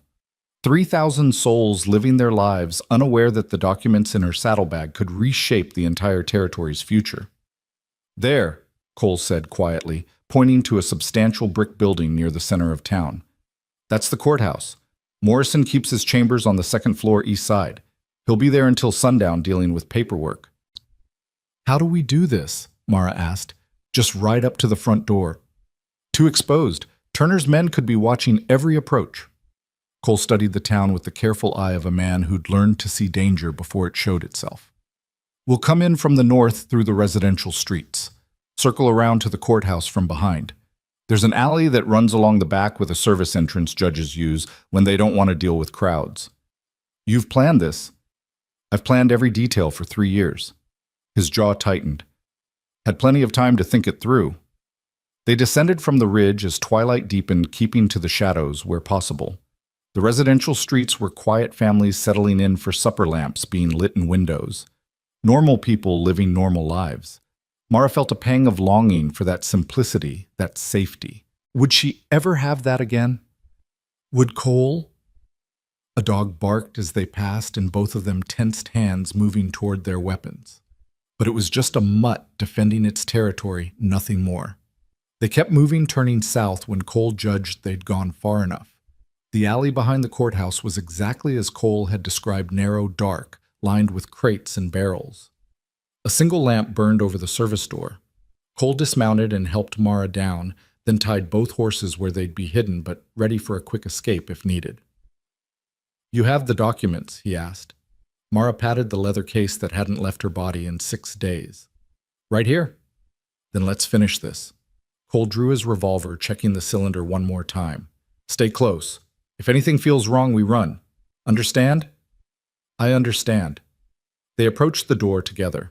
Cole knocked twice, paused, then knocked 3 more times, some signal he'd arranged with Morrison previously. For a long moment, nothing happened, and Mara's heart climbed into her throat. What if Morrison wasn't here? What if someone else answered? Then the door opened, revealing a tall man in his 50s with iron gray hair and sharp eyes that took in everything at a glance. He wore a judge's black coat and vest formal, even at day's end. When he saw Cole, something flickered across his face, recognition, surprise, concern. Ashford, Morrison said quietly. Didn't expect to see you again. Thought you'd gone to ground for good. Had to until the right moment came. Cole gestured to Mara. Judge Morrison, this is Mara Ellison. She's the one from the wanted posters. Morrison's eyes sharpened. The bank clerk Turner wants dead. The bank clerk who found evidence that'll hang him, Cole corrected. Can we come in? Streets aren't safe. Morrison stepped aside immediately. Quickly. They entered a narrow hallway that smelled of old paper and lamp oil. Morrison locked the door behind them, then led them up a staircase to his chambers, a large room lined with law books and filing cabinets dominated by a massive oak desk covered in papers. A fire burned in the grate, warming the space against the evening chill. Sit où, Morrison said, gesturing to chairs. Tell me everything. Mara opened the document case with trembling hands, spreading the copied records across his desk. Bank ledgers showing payments to corrupt officials. Property deeds with forged signatures. Letters discussing bribes and intimidation. A complete map of Turner's criminal empire recorded in numbers and names that couldn't be denied. Morrison studied each page with the intense focus of a man who understood exactly what he was seeing. His expression grew darker with each revelation, his mouth pressing into a thin line. When he finally looked up, his eyes were hard as flint. "How long have you had these?" he asked Mara. 6 days. I copied them from records my supervisor kept hidden. He was killed for knowing too much. I barely escaped. And Turner knows you have them. Half the territory knows by now, Cole interjected. He's got a $1,000 bounty on her head. We've been running since she tried to steal my horse, and I offered her a better option. Morrison's eyebrow raised at that, but he didn't ask for details. Instead, he gathered the documents carefully, his movements precise and deliberate. This is enough. More than enough. With these records, I can issue arrest warrants for Turner and 37 other individuals. Maybe more once the marshals start questioning people. How long? Cole asked. How long before you can move? I can have warrants written and signed within the hour. Marshals mobilized by midnight. With any luck, we'll have Turner in custody before dawn. Morrison met Cole's eyes. This is what you've been waiting for, what you've sacrificed for. It's what Sarah and Emma died for, Cole said roughly. Make sure their deaths meant something. I give you my word. Morrison turned to Mara. Miss Ellison, you've done this territory a service that can't be properly measured. You've risked everything to bring truth to light. That takes courage most people don't possess. I just want Turner stopped, Mara said. I want good people to be safe again. They will be, starting tonight. Morrison moved to his door, calling out to someone in the hall. A young clerk appeared, and Morrison handed him several pages. Take these to Marshal Brennan immediately. Tell him code yellow, he'll know what that means. Have him assemble his deputies and wait for my signal. The clerk hurried off, and Morrison returned to his desk. Now we wait. Once the marshals are positioned, we'll move on Turner's location simultaneously. His ranch, his office in town, his warehouse by the railroad. We'll catch as many of his men as possible in one sweep. He'll fight, Cole said. Turner doesn't surrender. Then he'll hang for resisting arrest on top of everything else. Morrison's voice was cold. I'm tired of criminals thinking they're above the law in this territory. Tonight that changes. Mara felt a wave of relief so powerful it nearly knocked her over. They'd done it. Against all odds, through storms and mountains and men with guns, they'd gotten the evidence to someone who could use it. The fight wasn't over yet, but they'd won the most important battle. Cole must have sensed her emotion because his hand found hers under the edge of the desk, squeezing gently.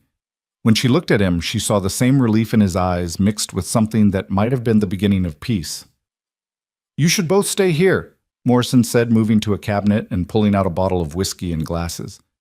It's not safe on the streets until Turner's in custody. I have a spare room upstairs where you can rest. We need to be ready to move if something goes wrong, Cole objected. Nothing will go wrong. I've been planning for this day as long as you have Ashford. Every marshal I'm calling tonight is loyal, tested, and tired of Turner's corruption. They'll execute their warrants properly. Morrison poured 3 glasses. Drink. You've both earned it. Mara accepted the glass, the whiskey burning pleasantly as it went down. She'd barely eaten all day, and the alcohol hit fast, warming her from the inside. Cole drank his in one swallow, then poured himself another. To justice, Morrison said, raising his glass, and to people brave enough to fight for it. They drank to that, and for a moment the room felt almost celebratory. But the tension didn't fully leave Cole's shoulders, and Mara noticed his eyes kept drifting to the windows, watching the darkness outside. An hour passed. Then another. Morrison worked at his desk, writing warrants in careful legal language, while Mara and Cole sat by the fire, not speaking much, but drawing comfort from each other's presence. The building was quiet around them, just the scratch of Morrison's pen and the crackle of burning wood. Mara was starting to drift exhaustion, finally catching up with her when Cole suddenly tensed. His hand went to his gun, his eyes fixed on the window. What is it? Morrison asked, looking up. I don't know. Something feels wrong. Cole moved to the window, peering out carefully. Streets are too quiet. Even for this hour, it's too quiet. Mara joined him, looking down at the street below. He was right. No one moved in the lamplight. No late-night travelers, no workers heading home, no one. The town felt abandoned, holding its breath. Maybe people are just inside for the night, Morrison suggested, but his hand had moved to the drawer where Mara suspected he kept a weapon. Then they heard it, the sound of boots on the stairs outside Morrison's chambers. Multiple sets of boots moving with purpose. Cole drew his revolver in one smooth motion, positioning himself between Mara and the door. "Morrison," a voice called from the hallway. "Marshal Brennan, I have news." Morrison crossed to the door, opening it cautiously. A man in his 40s with a marshal's badge stood there, his face grim. 3 deputies flanked him, all armed, all looking nervous. "What news?" Morrison asked. "Turner knows. Don't ask me how, but he knows about the warrants. He's fortified his ranch and called in every gun he's got on the payroll. He's daring us to come take him." Cole cursed under his breath. Mara felt her stomach drop. So close. They'd been so close. "How many men?" Morrison demanded. 20 at least, maybe 30, all armed, all ready for a fight. Brennan looked apologetic. "We can take them, but it'll be a bloodbath. And Turner's got hostages, his own household staff, using them as shields." "Damn him," Morrison breathed. "He's forcing our hand. If we wait, he might kill the hostages. If we storm the ranch, they'll die in the crossfire." "There's another problem," Brennan continued. "Turner's not at the ranch.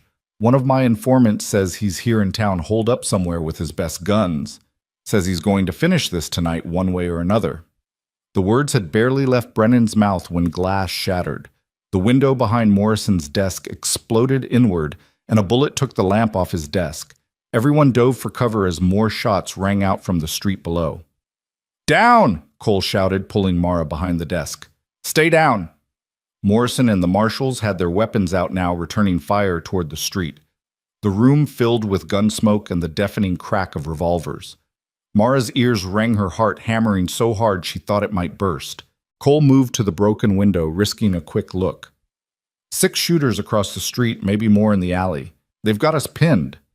"The documents?" Morrison called over the gunfire. "Miss Ellison, get the documents to safety. There's a back stairwell leads to the basement, then out to the north alley. Take them and run." "I'm not leaving you," Mara shouted back. "You have to. If those documents burn Turner, winds go." Morrison fired 3 quick shots, dropping one of the attackers below. "Ashford, get her out of here." Cole grabbed Mara's arm, pulling her toward a door she hadn't noticed before. "He's right. We have to move. Now." They crashed through the door into a narrow stairwell, the sounds of battle still raging behind them. Cole led the way, down his gun ready, Mara clutching the document case to her chest, like it was the only thing keeping her alive. Because it was. Those papers were everything, all the death, all the running, all the sacrifice. The basement was dark and musty, filled with old records and forgotten furniture. Cole found the exit door, kicked it open, and they emerged into the north alley. The sounds of gunfire were muffled here, coming from around the building. They had minutes at best before Turner's men figured out they'd escaped. "The horses," Cole said. "We get to the horses and we ride." But as they rounded the corner toward where they'd tied their mounts, Mara's blood turned to ice. 3 men stood there, guns drawn, smiling like wolves. She recognized one of them from wanted posters she'd seen in Cheyenne. Jack Reeves, Turner's top enforcer, a killer with a reputation that made grown men cross the street. "Well, well," Reeves drawled, his gun aimed squarely at Cole's chest. "Marcus said you'd try to run. Said to wait here and catch you like rats in a trap." Cole's gun was already up, but they were outnumbered and outflanked. Mara could see him calculating odds, looking for angles, finding none that didn't end with both of them dead. "Give us the case, little lady," Reeves continued. "Make this easy on yourself." "Go to hell," Mara spat. Reeves laughed. "Got spirit. Marcus said you did. Said you were stubborn as a mule and twice as mean. But here's the thing about stubborn people, they die just as easy as everyone else." He cocked his gun, and Mara knew this was it. They'd come so far, fought so hard, and it was going to end in a dirty alley in Laramie with Turner's hired killer putting bullets in them both. Then a rifle shot cracked through the night, and one of Reeves's men dropped. Another shot, another man down. The third man spun around confused, and Cole took the opportunity. He fired twice center mass and the man fell. Reeves dove for cover and a voice called out from the darkness. Colamara! This way! Greyhawk! Somehow impossibly Greyhawk was here, his rifle smoking his weathered face grim in the lamplight. Move! Cole shouted, grabbing Mara's hand and running toward the old Cheyenne. More gunfire erupted behind them as Reeves recovered and started shooting. Bullets sparked off brick walls, whined past their heads. One tugged at Mara's sleeve so close she felt the heat of it. Greyhawk led them through a maze of alleys, moving with the confidence of someone who'd scouted every inch of terrain before committing to action. They emerged on a side street where 3 horses waited their own mounts, plus Greyhawk's sturdy paint. How did you know? Cole asked as they scrambled into saddles. Followed 2 days behind you. Figured you might need backup when things got ugly. Greyhawk's eyes glittered. Was right. They rode hard through Laramie's streets, heading for the edge of town. Behind them, the sounds of battle continued. Morrison and the marshals fighting Turner's men in a war that would reshape the territory, but they couldn't help with that fight. Their job was to survive, to keep the documents safe, to make sure Turner couldn't destroy the evidence. As they cleared the last buildings and hit open country, Mara risked a look back. Smoke rose from the courthouse area and she could see muzzle flashes in the darkness. Men were dying back there. Good men and bad, all caught up in Turner's desperate attempt to avoid justice. Where are we going? She called to Cole. The one place Turner will never think to look, Cole shouted back. His own ranch. That's insane. That's why it'll work. His men are either dead arrested or in town fighting. The ranch will be empty except for the hostages. We hide there, wait for Morrison to finish the job. It was crazy. Completely, absolutely crazy. But looking at Cole's face, determined, fierce, utterly committed Mara found herself believing it could work. They'd survived everything else. Why not one more impossible gamble? They rode through the night following roads Greyhawk knew by heart. The old man was a revelation for someone his age. He rode like a warrior, half his years, completely at ease in the saddle, even at a full gallop. Mara realized that Cole's survival skills hadn't come from nowhere. Greyhawk had trained him, shaped him, turned him into someone who could live in country that killed the unprepared. An hour outside Laramie, they slowed to rest the horses. Cole dismounted and moved to Mara, his hands running over her shoulders and arms, checking for injuries. The bullet, he said roughly. It got your sleeve. Did it hit you, so? Just fabric. I'm fine.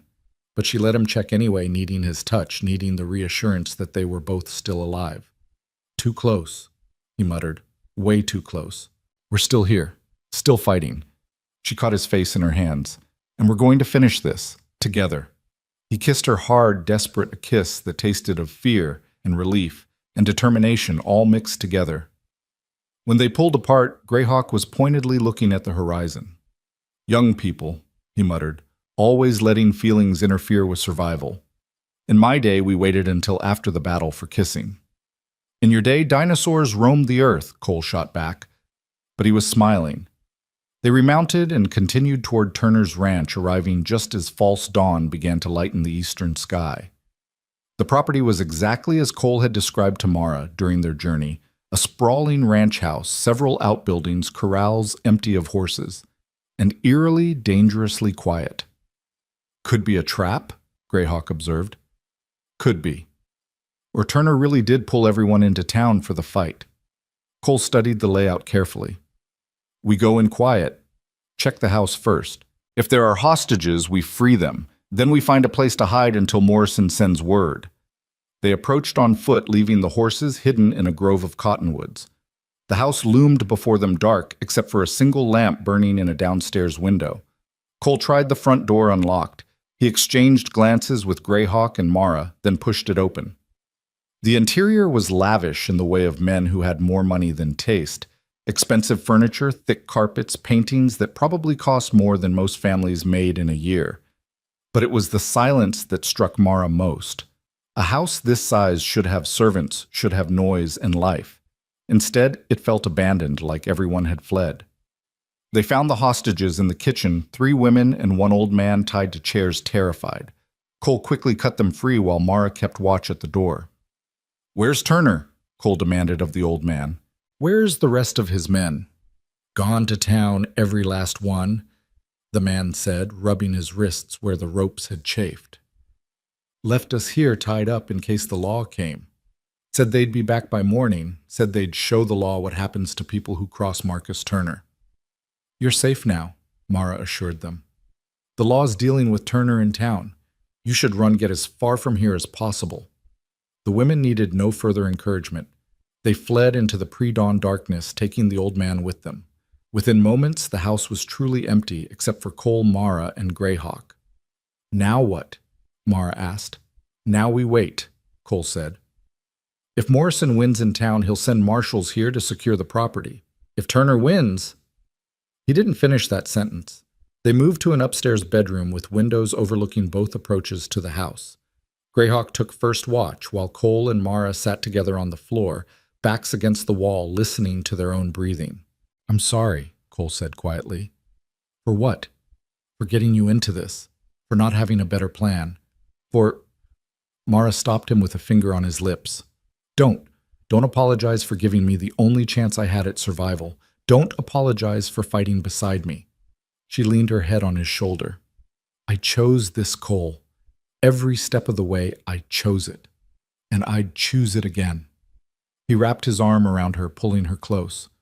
When this is over, if we survive, I want to build something with you.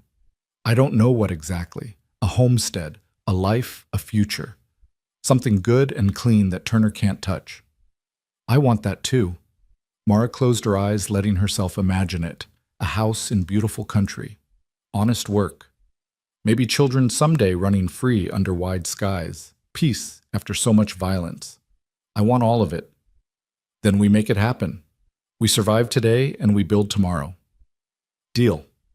The sun rose slowly, painting the ranch in shades of gold. Birds began to sing. The world kept turning despite the violence of the night before. And in Turner's own house, 3 people waited to see how the story would end. An hour after dawn, they heard hoofbeats.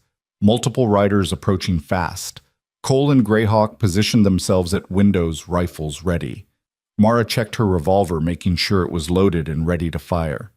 The riders came into view, 6 men on horseback, led by a figure Mara recognized even at distance. Tall, broad-shouldered, wearing a black coat and a white hat. Marcus Turner himself coming home to his fortress. He got away. Cole breathed, his voice tight with fury. Somehow, he got away from Morrison. Then we finish it here, Mara said, surprised by the steadiness in her own voice.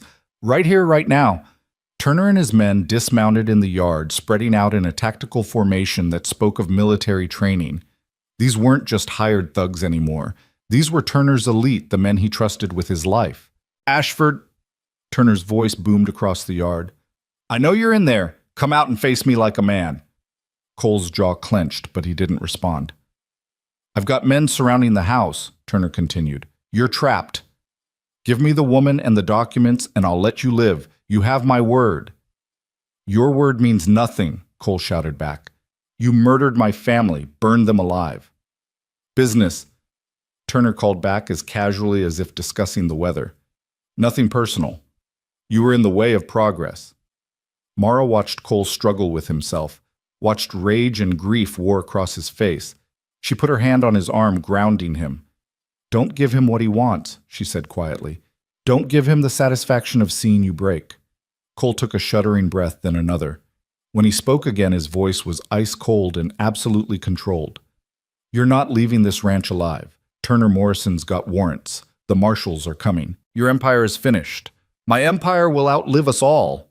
Turner laughed, the sound carrying cruel amusement. You think one federal judge can stop what I've built? I own this territory. Every lawman who matters, every judge who counts, every politician with power. Morrison's just one man, and one man can disappear. Not this man. A new voice rang out, and suddenly the yard was filled with riders. Marshal Brennan and 20 deputies, guns drawn, surrounding Turner and his men. Marcus Turner, you're under arrest for murder, bribery, fraud, and conspiracy. Drop your weapons. For one frozen moment, everyone seemed to hold their breath. Turner looked around at the deputies, at the guns pointed his direction, calculating odds. Mara could see him thinking, planning, looking for the angle that would let him escape. Then he smiled, cold, cruel, utterly without remorse, and drew his gun. The yard exploded in gunfire. Turner's men fought with desperate fury, knowing they were doomed but determined to take as many lawmen with them as possible. Deputies returned fire, the reports deafening in the morning air. Men screamed and fell on both sides. Cole aimed carefully through the window and fired, dropping one of Turner's gunmen who'd taken cover behind a water trough. Greyhawk's rifle cracked again and again, each shot finding its mark with deadly precision. Even Mara fired, though her hand shook so badly she wasn't sure if she hit anything. The battle lasted less than 3 minutes, but felt like hours. When the gun smoke finally cleared, 4 of Turner's men were dead. One was wounded and surrendering. Turner himself stood in the center of the yard, his gun empty, blood streaming from a wound in his shoulder. "It's over, Turner," Brennan called out. "Surrender." Turner looked up at the house, his eyes finding the window where Cole stood. Even at this distance, Mara could see the hatred burning there. Then incredibly, he laughed. "Over, it's never over. I've got money hidden where you'll never find it. I've got friends in Washington. I'll be out in 6 months. "You won't live 6 months, Brennan said grimly. "Not after we show a jury what you've done. You're going to hang Marcus. For every life you've taken, every family you've destroyed." Turner spat blood onto the ground. "We'll see about—" The rifle shot came from the tree line. Just one shot perfectly placed. Turner staggered, looked down at the new wound in his chest, then collapsed. He was dead before he hit the ground. Everyone spun toward the trees, guns ready. A figure emerged, an old man with white hair and a weathered face, holding a rifle, walking with the measured dignity of someone who'd just completed a sacred duty. "Greyhawk," Cole breathed. But Greyhawk was beside him in the house, equally shocked. The old man walked up to Turner's body, looked down at it without expression, then turned to Brennan. "I am John Greyhawk of the Northern Cheyenne. I claim responsibility for killing this man. He murdered my grandson's wife and child. By the law of my people, blood debt is owed and blood debt is paid." "Sir," Brennan said carefully, "you just killed a man in front of 20 witnesses." "I know." The old man set down his rifle. "I am ready to face white man's justice if that is required, but my grandson's family is avenged and I am at peace." Cole was out of the house in seconds, Mara and their Greyhawk right behind him. He stared at the old man, understanding slowly dawning on his face. "You're not my Greyhawk.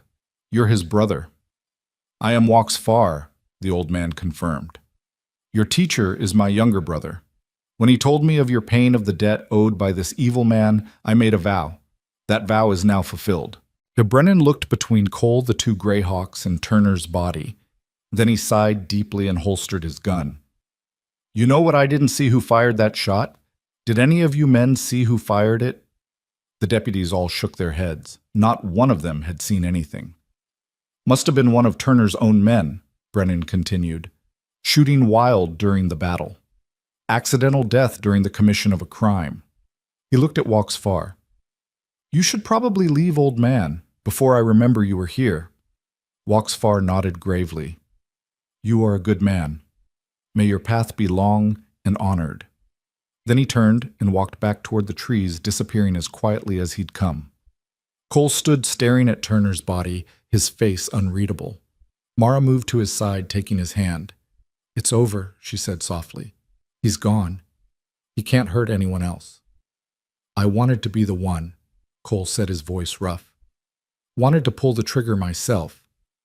"I know, but maybe this is better. Maybe this way you don't carry the weight of his death." Mara squeezed his hand. "You helped bring him to justice. That's what matters." "She's right, boy," their Greyhawk said, putting a hand on Cole's shoulder. "My brother has given you a gift, the gift of not having to be an executioner. Accept it with grace." Cole was silent for a long moment, then nodded slowly. "Tell him thank you when you see him again." "I will." Marshal Brennan approached, looking tired but satisfied. "Miss Ellison, I'll need those documents now, for evidence and for the trials of Turner's associates." Mara handed over the case, feeling its weight leave her hands, and with it the burden she'd carried for 6 days. "Everything you need is in there. Every name, every crime, every piece of evidence. You've done the territory a great service." Brennan turned to Cole. "You both have. Judge Morrison wanted me to tell you that he's prepared to write letters of commendation for both of you. Said you'll be honored at next month's territorial assembly." Don't want honors, Cole said. Just want to be left alone to live in peace. I think that can be arranged. Brennan smiled faintly. Go on, get out of here. You've both earned some rest. They collected their horses and rode away from Turner's ranch as the sun climbed higher. Behind them, marshals dealt with bodies and evidence and all the grim aftermath of violence. Ahead lay open country, clean air, and the possibility of a future built on something other than revenge and fear. Greyhawk rode with them as far as the crossroads, then reined in. This is where I leave you. Where will you go? Mara asked. Back to the cabin. Back to the mountains. I am too old for this much excitement. But his eyes were warm. You two will come visit sometimes. Bring me news of how you're using your freedom. We will, Cole promised. Thank you for everything. You would have done same for me. Greyhawk looked at Mara. You take care of this stubborn fool. Make sure he remembers how to smile. I'll do my best, Mara said, smiling through sudden tears. Then the old Cheyenne rode north, and Cole and Mara continued east toward Laramie, toward Judge Morrison's chambers where they'd give their final statements and be released from this chapter of their lives. As they rode, Cole reached across and took Mara's hand. What now? Now we find that land you talked about. Build that house, plant those trees. Mara squeezed his fingers. Live the life Sarah and Emma would have wanted you to have. And what about you? What life do you want? Mara looked at him. This man who'd saved her, fought beside her, chosen to risk everything for justice. This man who'd lost everything and somehow found the strength to hope again. The same one, with you. If you'll have me. Cole pulled his horse to a stop and Mara did the same. There on the open road, with the sun warm on their faces and the whole territory spread before them, he asked the question that would shape their future. Marry me. Not someday, not eventually. Soon, as soon as we can find a preacher. Mara's heart felt too large for her chest. Yes, yes, absolutely yes. He kissed her there in the middle of nowhere, and it felt like everything ending and beginning, grief and joy, death and life all mixed together. When they pulled apart, both were crying and laughing at the same time. They rode into Laramie hand in hand, ready to close one door and open another, ready to turn pain into purpose loss, into love and violence, into the foundation for peace. Turner was dead, justice was served, and two people who'd been broken by the same evil man had found each other and chosen to build something beautiful from the wreckage. The story wasn't over, but this chapter, the chapter of fear and running and fighting, was finally done. Retry PQ, Part 5. Lưu ý viết 70.500 từ liên kết liền mạch với các phần trước trong câu chuyện pha hồi thoại, tạo thành một câu chuyện liền mạch khi ghép lại. Mỗi phần liền mạch với phần trước không giới thiệu lại câu chuyện ở đầu phần mới. Liên kết các phần của câu chuyện một cách liền mạch. Sử dụng câu chuyện tiếp giữa các phần, duy trì chủ đề. Tránh ngắt quãng đột ngột, không sử dụng gạch đầu dòng hoặc tiêu đề phụ phong cách kể chuyện Mỹ Hoa Kỳ giống văn giàu cảm xúc. Kể theo ngôi thứ 3, giữ đồ kịch tính không viết, lần màn phần 5 giải quyết hết vấn đề và kết thúc trọn vẹn câu chuyện. Lưu ý trả lời trong mục tin nhắn không nhảy sang Document Part 5. Judge Morrison's chambers felt different in daylight. The bullet holes and shattered glass from the previous night's battle had been cleaned up, replaced by new panes that gleamed in the afternoon sun. Morrison himself sat behind his desk looking older and more tired than he had before. But there was satisfaction in his eyes as he reviewed the final statements from Cole and Mara. This is everything I need, he said, setting down his pen. Your testimonies combined with Miss Ellison's documents will put away Turner's entire organization. We've already arrested 17 of his associates. More warrants are being issued as we speak. How many died last night? Cole asked quietly. 3 deputies. 5 of Turner's men, not counting Turner himself. Morrison's expression was grave. Good men gave their lives to clean up this territory. We'll make sure they're remembered. Mara felt the weight of those deaths settle on her shoulders. Men with families with futures gone because of the evidence she'd uncovered, because she'd chosen to fight instead of run. Cole seemed to sense her thoughts because his hand found hers under the table. They died doing their duty, he said firmly. Protecting people from evil, that's an honorable death. Cole's right, Morrison agreed. Those deputies knew what they were facing. They chose to stand against Turner anyway. That's courage, and it's exactly what this territory needed. He stood moving to a cabinet and pulling out an official-looking document. Now as to your futures. Miss Ellison, the bounty on your head is officially rescinded. You're cleared of all charges and recognized as a material witness in the Turner case. You're free to go wherever you wish. Thank you, Mara said, relief flooding through her. And Ashford. Morrison turned to Cole. I've spoken with the territorial governor. In light of your assistance and your losses at Turner's hands, the governor is prepared to grant you clear title to any unclaimed land in the territory up to 300 acres. Consider it compensation for what was taken from you. Cole's eyes widened. That's generous. It's justice. Delayed, but justice nonetheless. Morrison handed him the deed. Choose your land wisely. Build something lasting. They left the courthouse an hour later, walking through Laramie's streets as free people for the first time in days. The town was rebuilding from the battle, but there was hope in the air. People called out greetings, thanking them for their courage.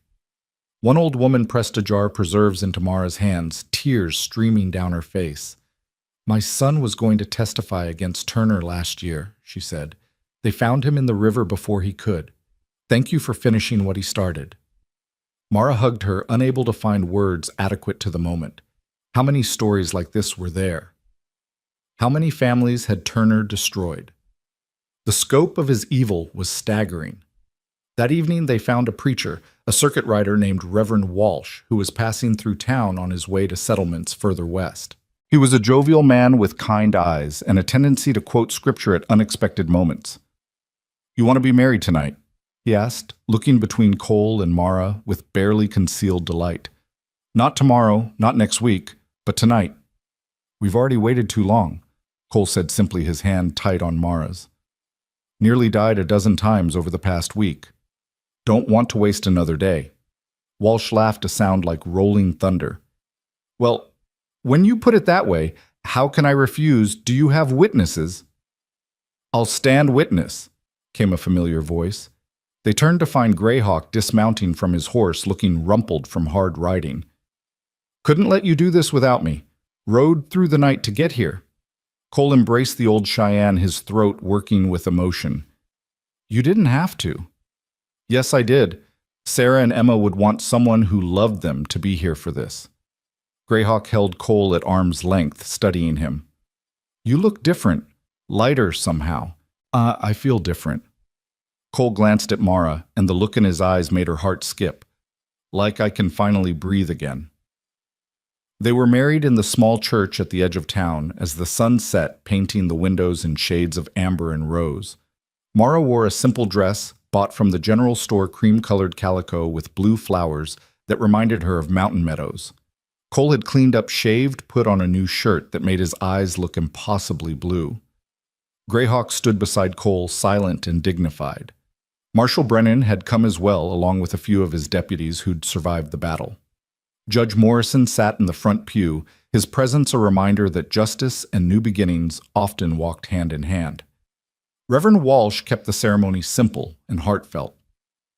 When it came time for vows, Cole spoke first, his voice steady, despite the emotion swimming in his eyes. Mara, I promise to stand beside you through whatever comes, to protect you, honor you, and never let you face danger alone. You gave me back something I thought I'd lost forever. Hope. A reason to build instead of destroy. I'll spend the rest of my life proving worthy of that gift. Mara's hands trembled as she took her turn. Cole, you saved my life in more ways than one. You taught me that courage isn't the absence of fear, it's choosing to fight despite being terrified. You showed me that good people still exist, that honor isn't dead, that love can grow even in the hardest soil. I promise to build a future with you, to honor the memory of those you've lost, and to never stop fighting for what's right. Walsh pronounced them married as the last light faded from the windows, and when Cole kissed his bride, the small gathering erupted in applause. It wasn't a grand wedding, wasn't fancy or elaborate, but it was real and true and marked the beginning of something neither of them had dared to dream about a week ago. The celebration afterward was held in the church hall with food brought by townspeople who wanted to show their gratitude. There was music, a fiddler who played mountain reels that got even Greyhawk tapping his foot, and dancing that lasted well into the night. Cole held Mara close as they swayed to a slow waltz, both of them exhausted, but unwilling to let the moment end. "Where do we go from here?" Mara asked, her head on his shoulder. "North," Cole said. "There's a valley I know about 50 miles from Greyhawk's cabin. Good water, good timber soil that'll grow anything. I've thought about it for years as a place to rebuild." "Tell me about it." Cole's voice took on a dreamy quality as he described the land. A valley nestled between protective mountains with a creek running through it year-round. Stands of pine and aspen meadows, perfect for grazing, and a view that stretched for miles on clear days. Land that had never been claimed because it was too remote, too difficult to reach. Perfect for two people who wanted to build something away from the world's notice. "It sounds like paradise," Mara murmured. "It will be, because we'll make it that way. Together." They spent their wedding night in Laramie's only hotel, a luxury after days of sleeping on the ground, but neither of them slept much. They talked instead, planning their future in whispers and promises. Where they'd build the house, what they'd plant, how they'd make a living. Cole wanted to raise horses, breeding them for mountain work. Mara wanted a garden, a library, maybe someday, a school for children in the remote settlements. "We could have both," Cole said. "Build it all piece by piece, year by year. It'll take a lifetime. Good thing we have a lifetime to spend." He kissed her forehead, her cheeks, her lips. "I love you, Mara Ashford. Never thought I'd say those words to anyone again, but I love you. I love you too." And saying it felt like coming home. They left Laramie 3 days later, their horses loaded with supplies purchased with money Morrison had given them as compensation for their testimony. The town turned out to see them off, people lining the streets to wave goodbye. The old woman with the preserves was there, along with dozens of others whose lives had been touched by Turner's evil and who saw Cole and Mara as symbols of hope. "You come back and visit Paul," someone called.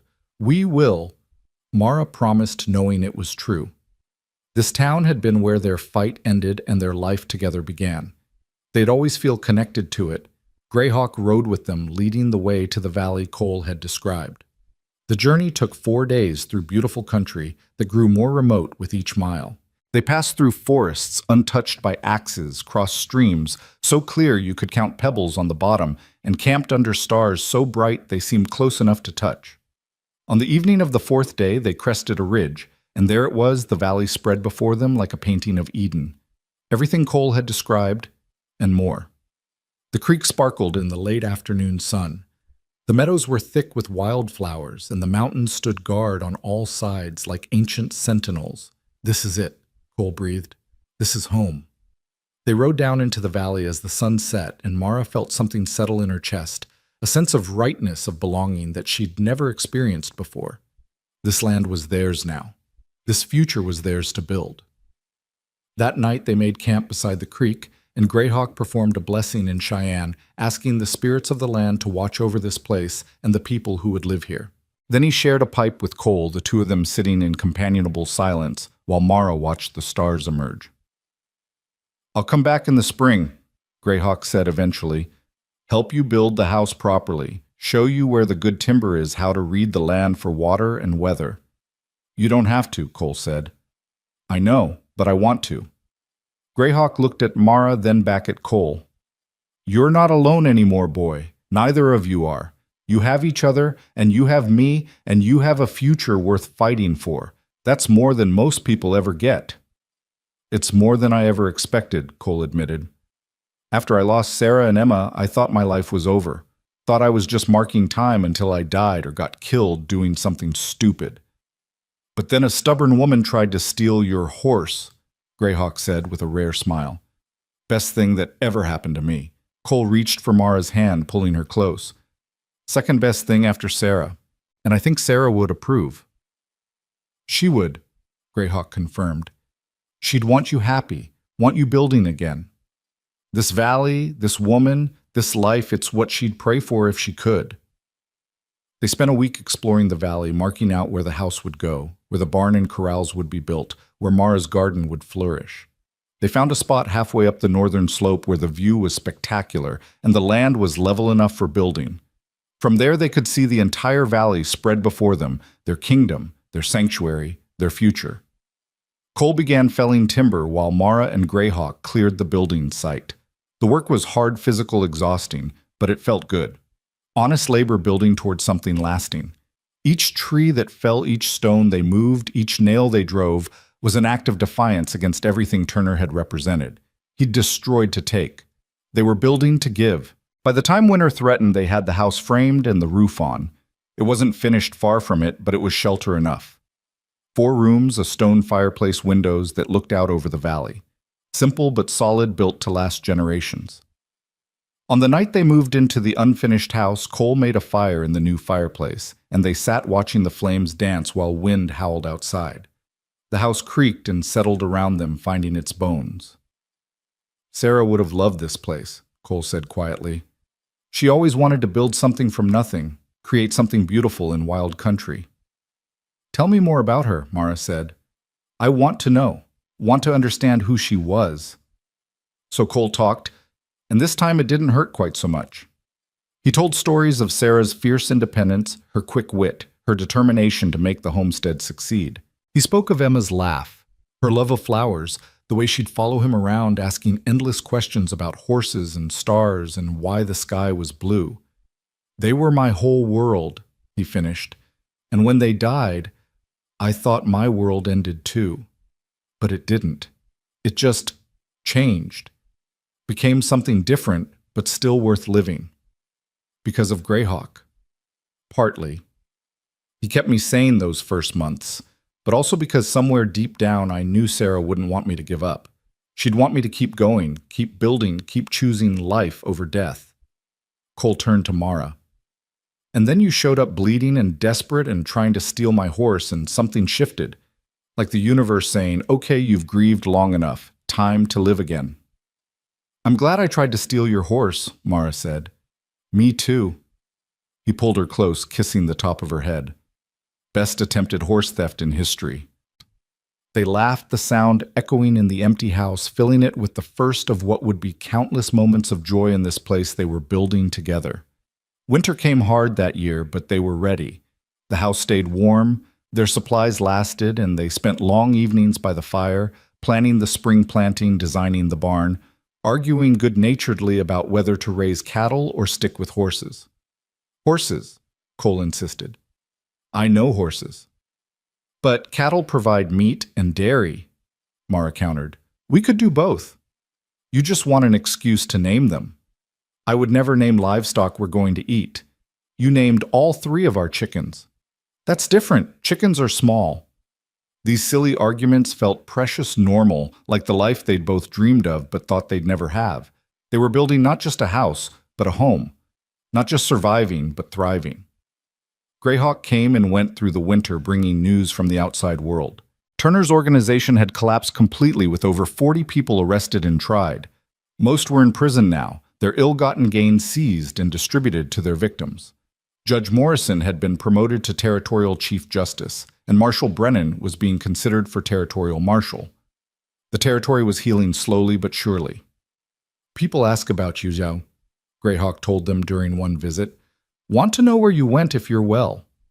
"Tell them we're exactly where we need to be," Cole said. "I tell them you're planting trees you'll never sit under. They understand." Spring arrived with a rush of color and life. Mara planted her garden vegetables, herbs, and flowers transplanted from wild stock. Cole finished the barn with Greyhawk's help, building stalls for the horses they planned to raise. They cleared more land, built fences, dug irrigation channels from the creek. It was during this time that Mara realized she was pregnant. She knew before her body changed, felt it in some deep, instinctive way. When she told Cole, he went very still, his face cycling through a dozen emotions: joy, fear, hope, grief, for the daughter he'd lost. "Are you happy?" she asked nervously. "I'm terrified," he admitted. "But yes, I'm happy." He pulled her close, one hand coming to rest on her still flat stomach. "This is real. We're really building a life here. Did you doubt it?" "Every day a little. kept waiting for something to go wrong for Turner's ghost to rise up and destroy it all. He kissed her gently. But nothing's going wrong. We're actually making it work. We are, Mara agreed, and we'll keep making it work. Together. The baby, a boy they named Samuel after Mara's father, was born in late autumn, with Greyhawk serving as midwife. It was a difficult birth, long and painful, but when Cole finally placed the squalling infant in Mara's arms, every moment of pain was forgotten. He's perfect, she breathed, counting tiny fingers and toes. Cole sat beside them on the bed, his large hands cradling his son's head with infinite gentleness. He has your eyes. And your stubbornness from the sound of those lungs. They laughed, exhausted and elated, marveling at the tiny life they'd created. Greyhawk stood in the doorway, his weathered face soft with emotion. New life in the valley, he said. Good medicine. Strong medicine. Samuel was followed 2 years later by a daughter they named Sarah Emma, called Emma from birth. She came easier than her brother, arriving in the morning with spring birdsong as her first music. Cole wept when he held her, tears of grief and joy mixed together. They'd love her, Mara said softly. You're Sarah and Emma. They'd love both our children. I know, Cole's voice was rough. And I think they'd be proud of the life we've built, the family we're raising. I think they're at peace now. Are you at peace? He considered that, looking around the bedroom they'd finished the previous summer, glass windows, a real door walls covered in whitewash Mara had mixed herself. Then at the children, at his wife, at the life they'd carved from wilderness. Yeah, he said finally. Yeah, I think I am. The years passed in a rhythm of seasons and growth. Samuel grew tall and strong with his father's patience with horses and his mother's quick mind. Emma was fierce and fearless, climbing trees at 4 and helping with the barn work by 6. More children followed, twin boys named John and Daniel, another daughter called Grace. The ranch prospered. Cole's horses gained a reputation throughout the territory for being sure-footed, intelligent, and perfect for mountain work. People traveled days to buy from him, and his prices were fair. Mara's garden became legendary, and she began teaching other women in the remote settlements how to preserve food, how to make medicine from mountain herbs, how to survive and thrive in hard country. They built a trading post at the southern edge of their property, where travelers could rest and resupply. It became a hub for the scattered families in the region, a place where news was shared and community was built. Mara ran it with efficiency and warmth, while Cole managed the horse breeding operation. Greyhawk remained a constant presence, beloved by the children who called him grandfather. He taught them the Cheyenne language, told them stories of the old days, and made sure they understood that the land they lived on was sacred and should be treated with respect.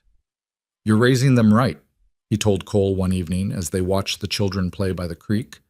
Strong but kind, tough but compassionate. The territory needs more people like them. We're trying, Cole said. Want them to understand that strength isn't about violence, that real courage is choosing to build, not destroy. Your Sarah and Emma would be proud, Greyhawk said, as he had many times over the years. I hope so. Cole smiled, watching his daughter Emma trying to catch minnows, while Samuel explained water currents with all the authority of a 9-year-old. I really hope so. On their 10th wedding anniversary, Mara and Cole rode up to the ridge where they'd first seen the valley. The house below was larger now, surrounded by gardens and outbuildings and corrals filled with horses. Smoke rose from the chimney. They could hear their children's laughter carried on the wind. 10 years, Mara said, leaning against her husband. Remember when we met? You mean when you tried to steal my horse? Cole's eyes crinkled with humor. I prefer to think of it as borrowing with intent to return eventually. You had no intention of returning that horse. True. Mara turned to face him. Best decision I ever made, though. Trying to take something that wasn't mine and getting caught by someone who decided to give it anyway. I didn't give you the horse. I said, ride with me instead. You gave me so much more than a horse, Cole Ashford. You gave me a life, a home, a future I couldn't have imagined. She touched his face, fingers tracing the lines that 10 years of honest work had etched there. You gave me everything. You gave me everything back, Cole said simply. After losing Sarah and Emma, I was hollow, just going through motions waiting to die. You filled that hollow place with light and hope and love." He kissed her slow and deep. "I'd do it all again in a heartbeat. Every hard mile, every danger, every moment of fear, because it led here. To this." They stood on the ridge as the sun set, watching the valley settle into evening. In the distance, a wolf howled, and their horses answered with gentle nickers. The creek murmured its endless song. Stars began to emerge, familiar patterns that had watched over them for a decade of building and growing. This was the life they'd fought for, the peace they'd earned, the future they'd built from the ashes of grief and violence. Below them, Greyhawk emerged from the house, calling the children in for supper. Samuel and Emma herded the younger ones toward the door, laughing and arguing in the way of siblings everywhere. Lamplight spilled from the windows, warm and welcoming. "We should get back," Mara said, "before they eat everything and save us nothing." In a minute, Cole held her close, his chin resting on top of her head. "Want to remember this moment, this perfect, simple moment." So they stood together as darkness fell, two people who'd been strangers 10 years ago, who'd been brought together by danger and desperation, who'd chosen love over fear and building over destruction. They'd survived bullets and storms and the worst that evil men could do. They'd planted trees they would sit under, had raised children who would carry their values forward, had built something lasting in a land that didn't forgive weakness. And it had all started because she tried to steal his horse, and he said, "Ride with me instead." "Thank you," Mara whispered into the gathering dark. "For what? For choosing me. For choosing us. For choosing to build instead of letting grief destroy you." "Thank you for being brave enough to fight," Cole replied. "For standing up to Turner when easier paths existed. For seeing this through when most people would have run." They kissed again, sealing the promise they'd made to each other that desperate day at the trading post, that they would face whatever came together, that they would build a future worth having, that they would honor those they'd lost by choosing life with fierce, uncompromising determination. Then they mounted their horses and rode down into the valley toward the warm light of home, toward their children's voices, toward the life they'd earned with blood and tears and unwavering courage. The story that had begun with attempted theft and ended with justice was now just the foundation of something larger. A family, a legacy, a testament to the truth that evil could be defeated, that good people still existed, and that love could grow even in the hardest places. Years later, when Samuel was grown and running the ranch with his father, when Emma had opened a school for children in the remote settlements, when the younger children were finding their own paths, Mara would sometimes ride up to that ridge alone and remember. Remember the fear and the running, the desperation of trying to steal a stranger's horse.